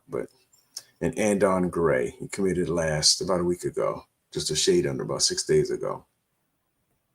And he's coming to us from Andrew College. And it seems to be a pretty decent pipeline from Andrew College coming down to FAMU. Because we've had a few players in the last few years. Yeah, I was going to say, who else has come out of there that, most people might know? I have to go back and look, but that name's popped up quite a bit. That college name has popped up quite a bit. Gotcha. The men's basketball commit that I showed on the previous slide, I think he's also on this 26 as well. Yes, I think he is 26, but I wasn't sure, so I might have put him on both slides. Okay. So I think he is class of 26, Jaden Joseph. So I need to take him off the other one to 2027. Gotcha. All right. But I guess we're about 3 weeks away from the fall signing day for typically Olympic sports, like the second Tuesday in November, somewhere in that time frame. We see a lot of our early signings for softball, volleyball, a lot of the Olympic sports. Right. Just wanted to give you an update. Unfortunately, Carlos is not going to be able to join us tonight. Sick. Sick. Can't make it work today. That's a shame, Carlos. No, some computer That's issues. a shame, Carlos. Your computer been working all day. I see you on Twitter right now.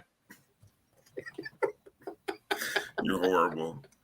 Oh man, no, it's all love, Carlos. You know, he apologized for not being able to get the computer working and doing what it needed to do. You know, that sometimes those updates, like I always notice, you know, sometimes you gotta be careful with those Windows updates because don't do it before you go on live. I've done that. Yeah. Don't do it before you're getting ready to really do something.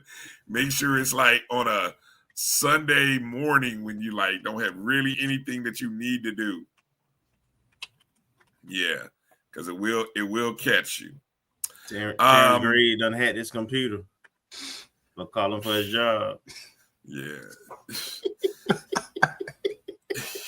Hardcore. Before we talk about the upcoming game against Southern, let's get to volleyball. Because it's kind of been a uneven season. Very much so. Just recently, we had a homestand facing Texas Southern and Prairie View. And we kind of split it, where we went 3-0 against Texas Southern. We went 0-3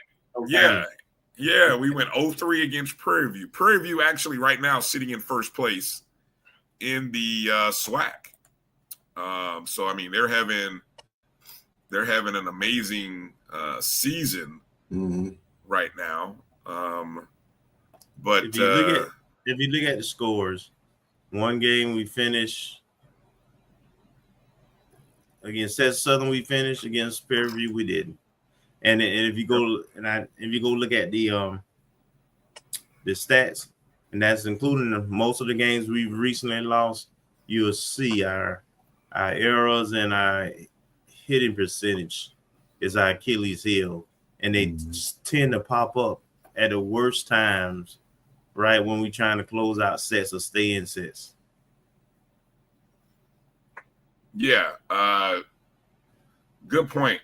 Looking at the hitting percentage against Texas Southern, it was .206. Only had 14 errors in the contest, 35 total kills, amassed 53 points, 32 assists, 9 aces, 9 blocks. Now, in comparison, when you go look at the stats against Prairie View, we actually had a good hitting percentage, .243. Problem is, Prairie View's hitting percentage was .314. We committed 18 errors in the contest against Prairie View. We scored just as many points as them, 53. Right. You know, it came down to hitting percentage and errors. Yeah.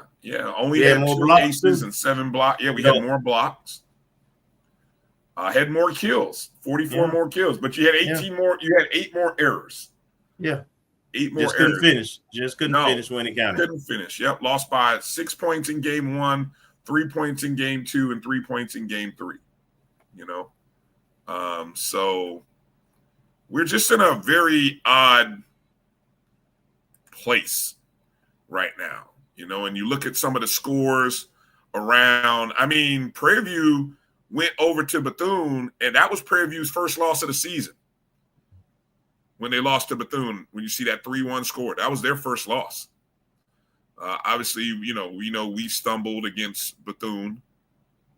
You see Alabama State with a tight 3-2 match against Alabama A&M. Coming out of it, though, we did have a couple of SWAC players of the week based on the team performances, particularly, I think, the performances against the Texas Southern match, as Victoria Santana won or was recognized as co-defensive player of the week, and Mackenzie Taylor recognized as setter of the week. Santana, a defensive leader for the Rattlers, showcased an elite consistency and court awareness over the weekend. Over 2 matches, she recorded 33 digs, averaging 5.5%, posted a perfect 1.000 reception percentage on 39 attempts. Her relentless defensive presence helped FAMU hold opponents to a combined hitting percentage under .200. Santana also contributed on the serve, tallying 3 aces while maintaining an impressive .960 serve percentage. So congratulations to Victoria. And for Mackenzie Taylor, the setter, orchestrated one of her best weekends of the season. Over 2 matches, she had 58 assists. That's an average of 9.67 per set, while adding 5 kills, 2 service aces, 4 total blocks. Helped lead the Rattlers to a combined .225 and find success from multiple attacking options. In the sweep over Texas Southern, she had 28 assists with a .354 setting percentage, along with 2 aces and 7 digs. And then she followed it up against Prairie View with 30 assists. So congratulations to Victoria and Mackenzie. They're the standings currently, what we are looking like. As you can see, and Dr. Cavill is in the chats, and he's excited about seeing PV back in the volleyball business, as he calls it. And how about Bethune-Cookman? And it's taken a few years for Cookman to start getting it right, but Cookman's starting to actually become a player in the SWAC in a couple different sports. Mm-hmm. Yeah. Jackson State also sitting at 7-2 with Bethune. Then you see the 2 Alabama schools sitting at 5-2. Of course, they just had a 5-setter. And then Texas Southern. And then we are in a place that we have not been ever in the SWAC. Currently under 500, 3-6. And this is about the halfway point of the season because it's an 18.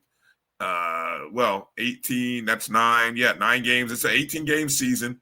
So we're right at about the halfway point of the season, sitting at 3-6.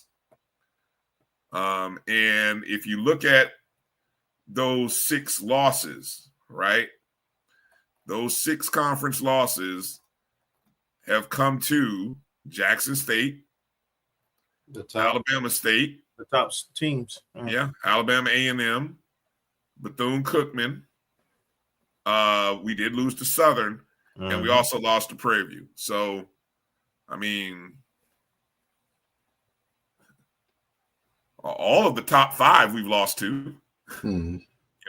All the top 5 teams: Prairie View, Bethune, Jackson, Alabama A&M, Alabama State. And it's kind of where we are right now. Yeah, you know that Coach Gokhan will right the ship. Maybe not this season, but going into next season. And we know there was a couple of players that weren't able to suit up for various reasons. So, but I think we'll finish up strong and be competitive. We'll still make it to the tournament. I'm pretty confident in our ability. But yeah, this is not the season that he expected. I mean, we played for the SWAC championship the last 6 years or something. I mean, 5 years. Mm-hmm. Last 4 consecutive years, we've been in the championship game. Yeah, winning 3 of the 4. Yeah, if they only take the top 8, and somebody tell me differently, they only take the top 8. And we're 8 this right weekend. Now. Yeah, this weekend is an opportunity to get right because we travel to take on Arkansas Pine Bluff on Sunday, the 26th. And then on the 27th, we travel over to Grambling. So it's an opportunity to get 2 wins before we have the Alabama schools come to Tallahassee on October 31st and November 2nd. In Alabama State and then Alabama A&M. Then we host Bethune-Cookman to end the home season on November 7th. And then we close the season with a trip out to Mississippi where we take on Mississippi Valley State, Jackson State. And I mean, look, we need to be in a position where we're the host. I mean, it would be a doggone shame for us not to be in the SWAC tournament as the host school. So, yeah, the ladies, we got to figure it out. We got to figure it out. None of these matches are going. I mean, outside of the Alabama A&M, that's the only match that has gone 5 sets of the ones we lost. So, speaks a little bit to where we are right now. Any other thoughts and comments here regarding volleyball? Nope. Let's get to football. All right, getting over to football. So again, scores from around the SWAC. You can see it was homecoming season for Texas Southern and Mississippi Valley State. Prairie View, for the second time on a trip to the Bluff, defeats Southern, and a coach loses his job. Well, if you look at the last 2 coaches at Southern, it is this schedule that has gotten them every time. They have all these home games against the top teams: Jackson State, FAMU, Alabama State. Open the season against North Carolina Central. Right? Yeah, a hell of a schedule. I mean, Southern has probably had the hardest schedule in HBCU football. Yeah, by far, hardest schedule. Yeah. So, again, in case you've been under a rock or haven't been paying attention, Terrence Graves is no longer the head coach after a season and a half. 1 season after leading them to the SWAC West Division. That was last year, right? Well, it was just last year. Mm-hmm. Just last year. Starts you the season ungrateful. 1-6 record. Hey, but the biggest stat in those 6 losses that Southern has, they've been outscored something like 250 to 40 or 50 something. I mean, nearly. The offense is putrid. As bad as we can play, the offense have been putrid. No, at no point in any of those 6 losses have they scored more than 14 points. Right. So it's like, you want to talk about a barometer for our game on Saturday. I mean, don't let this team, and it's like the whole goal is to hold Southern under 14 points. I mean, that's what they've been doing all year. You hold Southern under 14, they lose. It's just going to be interesting, though, because I don't know that the coaching change can do a whole lot from an essence and O and talent standpoint. But from a effort and mentality standpoint, who knows, and this is our first true road game out of the state of Florida. And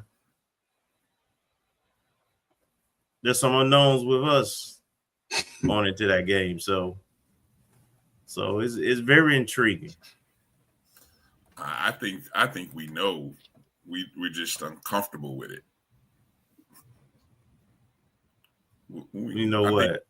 I think we know. We're just uncomfortable with what we know. In terms of who? Us? Well, yeah. I think we know who we are. We're just, a lot of people are uncomfortable with it. I don't know. I mean, no, I don't think most people. I think we realistic at this point. We've recalculated in terms of who we are and what we're capable of. But like I said, there's some unknowns even in this game that makes it hard to peg. I wish I would have clipped the message from the Rattler, the lady who was at the 220 Club that gave a stern talking to the players and coaches in attendance. I mean, that's weekly. Well, is it the same lady who yes. giving? Yeah, she's beautiful. She gave him the business this week. I mean, she gave some to the players too. Yes. I mean, it was like, I felt she's the spirit of. And she's not wrong either, because I was watching the game on TV, and I know you guys were there in person. Soon the specific player she called out. As soon as that personal foul, I was like, "Are you freaking joking me?" No, yeah, no lies told. She didn't tell no lies in that. It's like same as last year. Same. No as lies last told. year. She didn't tell no lies in that. Did she? Committing a personal foul, getting feisty, costing the team yards. Yeah, she was pretty much on. She wasn't telling no lies. That's the thing about Reverend Wilson, well, preaching the truth. Yeah, that's the thing about Raleigh Nation. Very knowledgeable fan base. Yeah, and so they're very confident in talking ball. Yeah. Grambling State got a late touchdown in the last minute of the game to defeat UAPB. They had to deal with some kind of ridiculous weather or tornado warning or something. Yeah, that was a tornado warning. Yeah, I mean, probably without the tornado warning, UAPB wins that game. But it's almost like, thanks to Mother Nature delaying that game for as long as it did, it gave, probably gave Grambling a chance to reset, or it took whatever momentum UAPB had and swept it away like the Wizard of Oz or something, and all of a sudden Grambling comes back and gets a win. So I don't know. Yeah. Players of the week. As you can see, specialist Daniel Porto, 4 or 5, including a 51-yarder into the wind, and then of course RJ Johnson takes newcomer of the week. I think he should have been offensive player of the week too. But Trey Bradford did have a good game. He had like 135 rushing yards, and he scored the game-winning touchdown. Ooh. Well, okay. Label you as not impressed. I get. When you compare that against 300 and something odd yards passing, another 50 rushing or passing TD and rushing TD, the two are not the same, but it is what it is. That's what it was. When you have a newcomer category, it's like, oh, well, he was worthy of the offensive player, but since we have this newcomer, we can put him in the newcomer category. So I don't know. Anyway, that's what they did. So congratulations to Daniel and RJ. RJ looked pretty good at the 220 quarterback club. So yeah. There are the SWAC standings. We are a half a game behind Bethune in the standings. Of course, we played one less game than them. And we have everything lined up in front of us. Our only loss is to Alabama State. Alabama State's only loss is to Jackson State. And we have Jackson State coming up in 2 weeks. Let's worry about Southern. I'll stop the commentary there.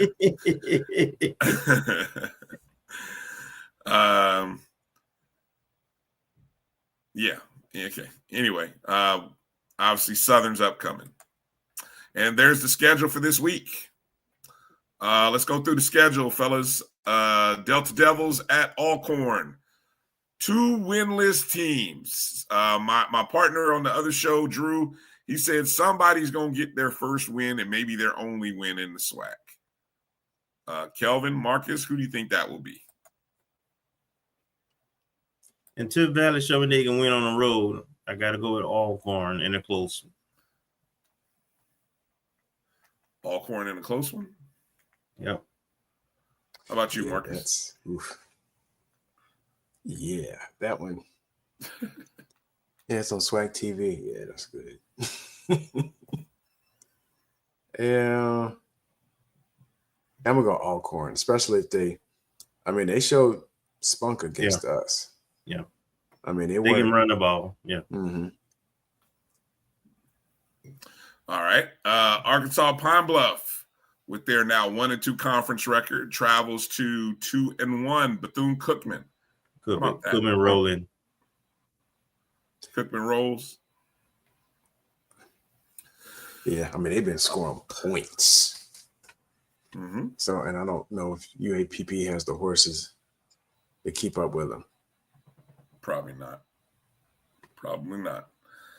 Prairie View hosting Lincoln, California. I think Lincoln is finishing their homecoming tour. The question is, we got to stop paying them. Who do you want them to play? Who do you want these teams to play for homecoming? Just not Lincoln and not what's the other one? The church school, the preachers. Yeah, there was some school I never heard of. VUL. Well, there's a third one. There's a third one. There's a third one that somebody played last week. I can't remember. I had never heard that school. Lighthouse. Oh, you talking about Wagner? Wagner or something like that? No, it's like Lighthouse Christian or something like that. Or that sounds like that's an NAIA school. I think that's an NAIA. All right. Well, I was going to say the question is, will Prairie View, their stadium seats 18,000, something like that. Where the line, Doc? Where the line? That's exactly where I was going to go. Where the line, Doc? Where the line, Doc? Get from out of that tailgate. Go in the game. You and your boys. Where the line? Where my man, Coach Jackson said, "Where the line?" I kind of like that, dude. That was great. Where the line, boy. That was call them stuff. Out, Coach. Call them out. Call them out. All of those games will be on SWAC TV. On ESPN Plus, it's the Magic City Classic. Alabama State versus Alabama A&M. Eddie Robinson is 7-1 as a player and a coach, and he's on a 7-game winning streak. The only time he lost is his freshman year as a player. Hasn't lost since. First-year head coaches in this series have done well, though. So could be for Sam Shade, could be a good sign. Who you got in this game, Kelvin? Magic City Classic. This is a close one here. I think Alabama A&M gonna be right there, but I think Bama State got a better quarterback and a better team. So Alabama State in a close one. How about you, Marcus?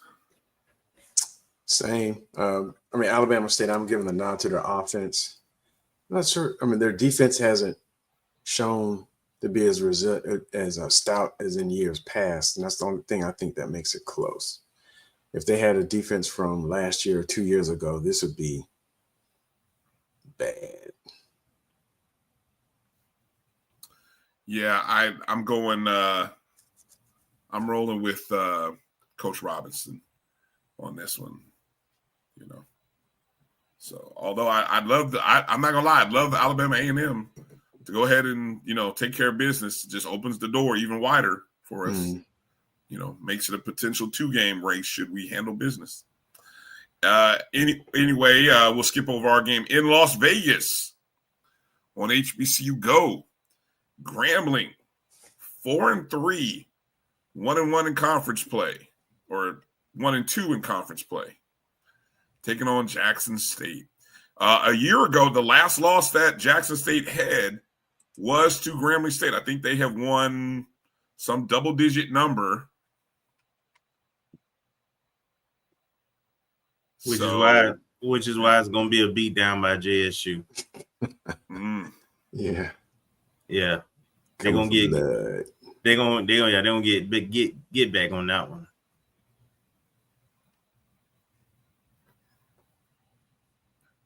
All right. You going Jackson State too, Marcus? Yep. Yeah, me too. Probably by 10 plus points. All right. Well, let me see. I think that brings us to our game against Southern. Which, let me see if I got it here. Oh, yeah, I do. Boom, there we go. All right, folks. Well, here we go. You got a wrong head coach there. Yeah, well, this was a preseason. This was the preseason graphic I used. Obviously, so much has changed. Strike, Terrence Graves off the list, and all that opponent record, all that good. Man went from 7-1, and he was 7-1 in conference play, fellas. Yeah, and already, man, 7-0, and he didn't lose to a West team. He lost to us. That's a good point. Man, now he should have lost about 2 of them games for sure last year.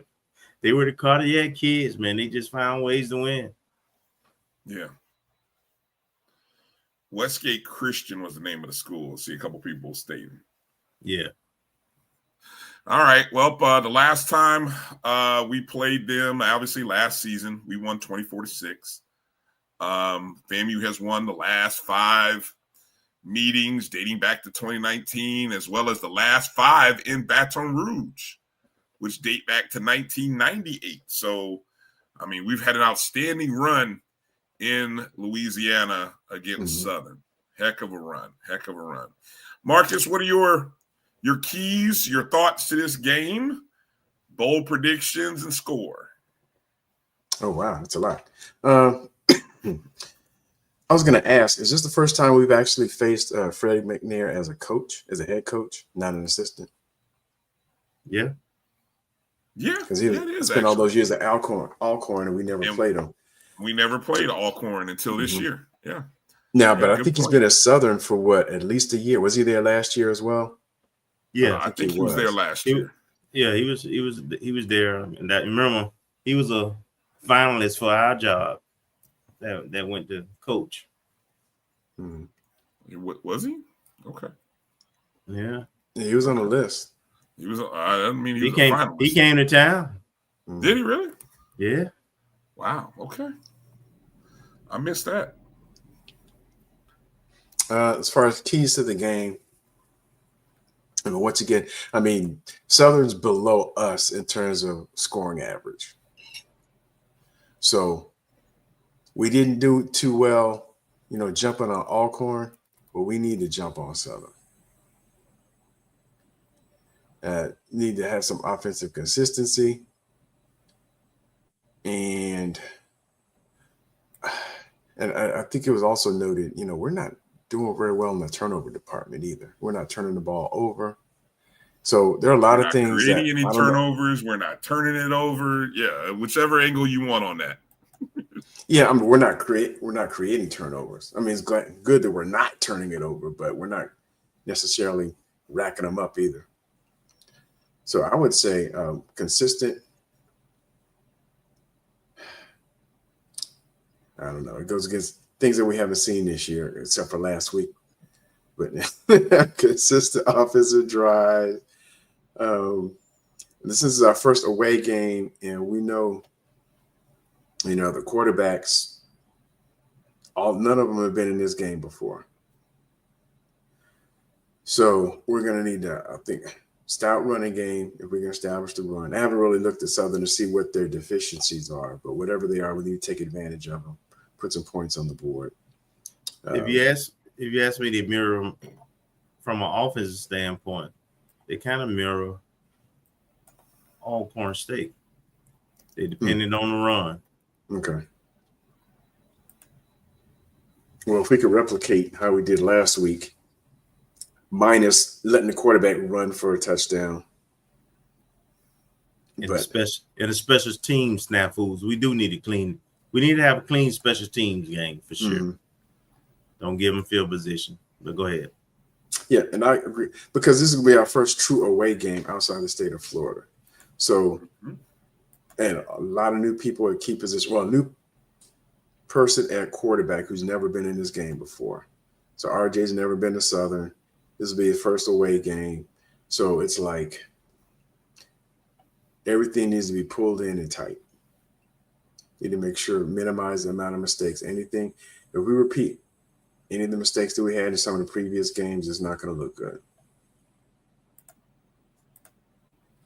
As far as, and as much as I like Daniel Porto, I don't want him being our offensive player of the game. We need touchdowns. We need touchdowns.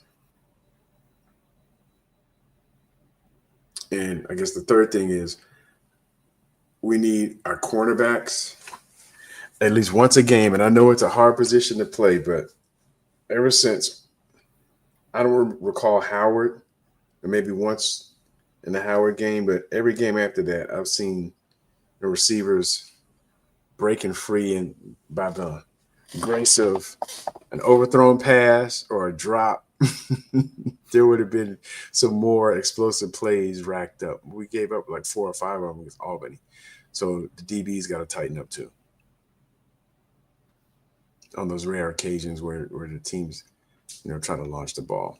As far as the final score, I'm going to say 21-13 FAMU. Only 21 points, huh? Okay. Kelvin, what do we got? Keep it real simple. Mission 1 is to stop the run, and that's with both running backs and their quarterback. Make them a passing team, which they are woefully inaccurate. So stop the run, force them to pass.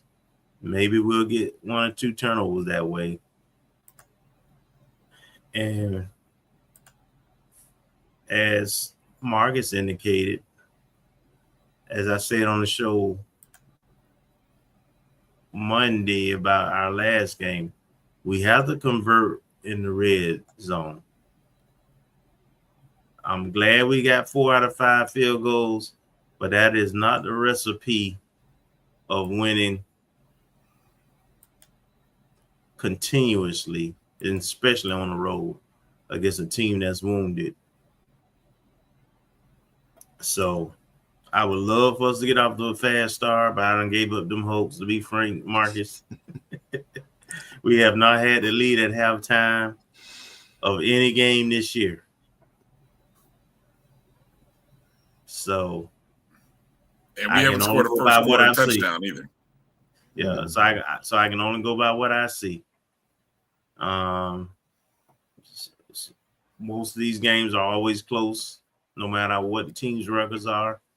I think we'll win. And of course, there may be some other factors that coming to this game. I'm gonna go 24-10.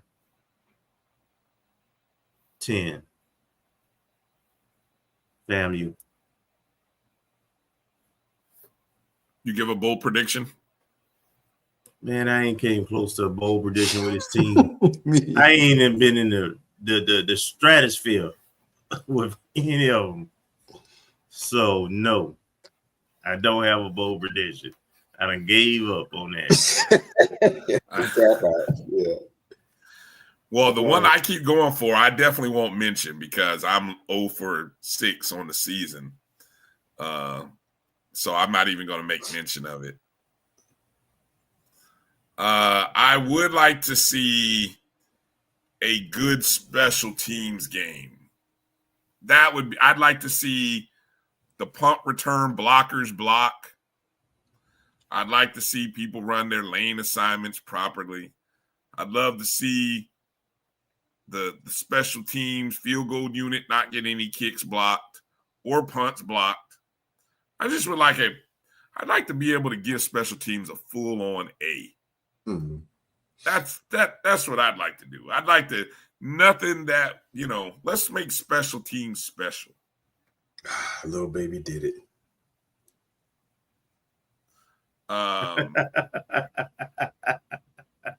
That's on you. That's on you, little baby. I'm not putting that out there. I'm not even gonna say it because that would be counterproductive to me trying to break that curse that I put on this. Hey, everything you just said, Bryan. Some people still believe in unicorns. It's like, different components of the special teams seems to perform well, but not all phases of it. It's like, okay, we kick 4 out of 5 field goals, or something along those lines, or we get a good punt, but then we get a field goal blocked or something. There's always like one component of the special teams that keeps it from performing at its optimal. Thank you for sobering me up. Changed my prediction from 24-10 to 24-17. Just because of special teams. No, we can't. You can't break the 14-point curse.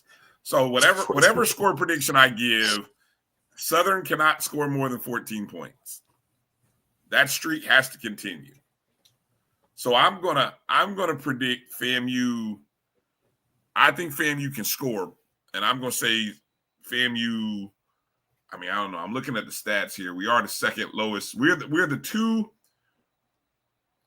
lowest scoring offenses in the SWAC.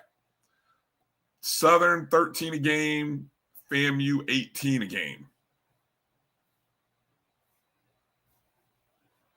28-10, FAMU wins. 28-10, FAMU wins. Okay. That's my only, and we score a first quarter touchdown. There you go. That's my bold prediction. Bold. No, I'm gonna go bold prediction now. So my bold prediction is I'm changing my score prediction too. Oh, again, this is the third time you've changed. Third time. So I don't know what I'm talking about. I don't know what to expect. I'm going 35-10. Ooh. And if that happens, something that we know about, we'll talk about on Monday. Oh, you think that'll happen? Okay. All right. We'll see. All right.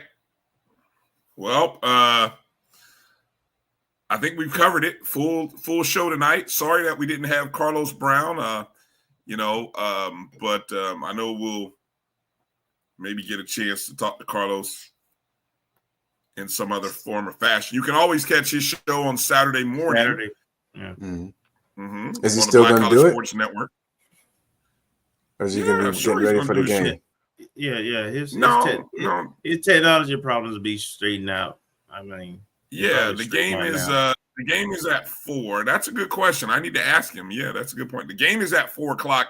Well, no, is it 4 Central? I don't know. I was trying to resolve that. Yeah. I saw posted it said 5, but it didn't say if it was Central or East, 5 Eastern or 5 Central. I think it's 4 Central. Okay. Oh yeah, you do have the schedule up.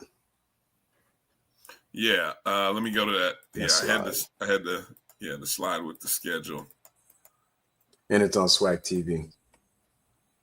Yeah. Or 4 p.m. Central, so 5 4 Central. Central. 4 Central. Okay. So 5 Eastern. So Carlos' show ends at 1 Central, so 3 hours. I think depending upon how far away he is, he could probably be at the stadium 2 hours, an hour and a half before kickoff. I mean, they're gonna be just like peer review. Where the line? Where the line? They're gonna be like the preacher on Sunday. There's still room.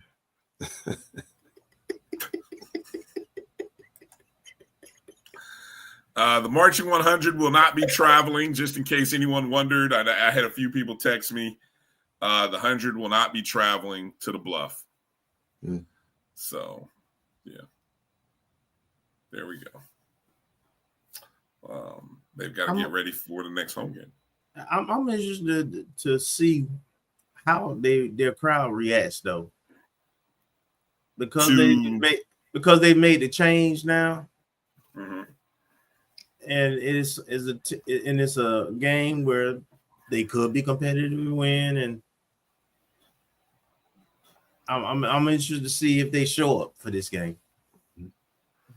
Now, the other question I have, and one reason I asked about coaching against Coach McNair before, this will be our first time, but if he's been there in some capacity, and it sounds like from his press conference, I didn't watch the whole thing, but I think he mentioned he was helping with the play calling. Mm-hmm. Is there going to be a whole lot that's going to change? He was what I've been told via Carlos. He was they have two coaches there. One coach is in charge of the passing, one is in charge of the running. As strange as that sounds, and I think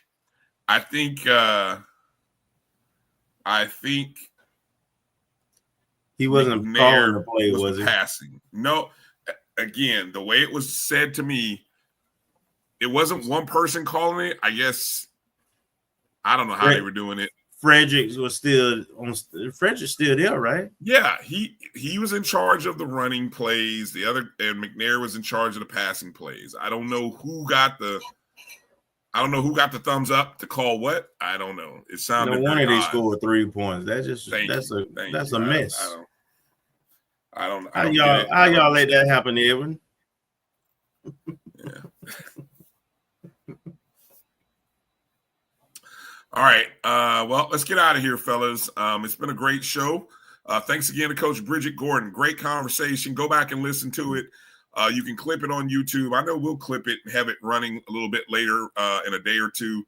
I want to always encourage you to share our show and our feed with your friends, your family, your freshman classes, your graduating classes, any of your Facebook groups.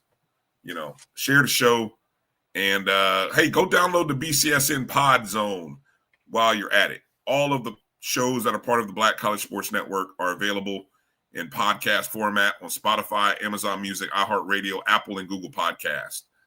And that's where you can download the show. And please, when you do download, make sure you subscribe, rate, and review. All right, gentlemen, I am traveling to Baton Rouge for the first time. Kelvin, you are staying hunkered down in Tallahassee, I believe. And yes. Marcus in the Northeast, trying to stay warm as it starts to get cold up there. All right. Well, hit the thumbs up and the like button as you head out the door. And we appreciate everybody for watching and subscribing and doing everything that you do as far as the O&G is concerned and watching on the Black College Sports Network. You can always donate right there with the Cash App symbol. You can always leave a super chat if you're a member of the YouTube JBN Online family. So appreciate everybody for being a part of tonight's show. For Marcus Green and Kelvin Rozier, I'm Bryan Fulford. Peace out, Rattler Nation. Be well. Have a great week. And don't forget to strike again. Peace out.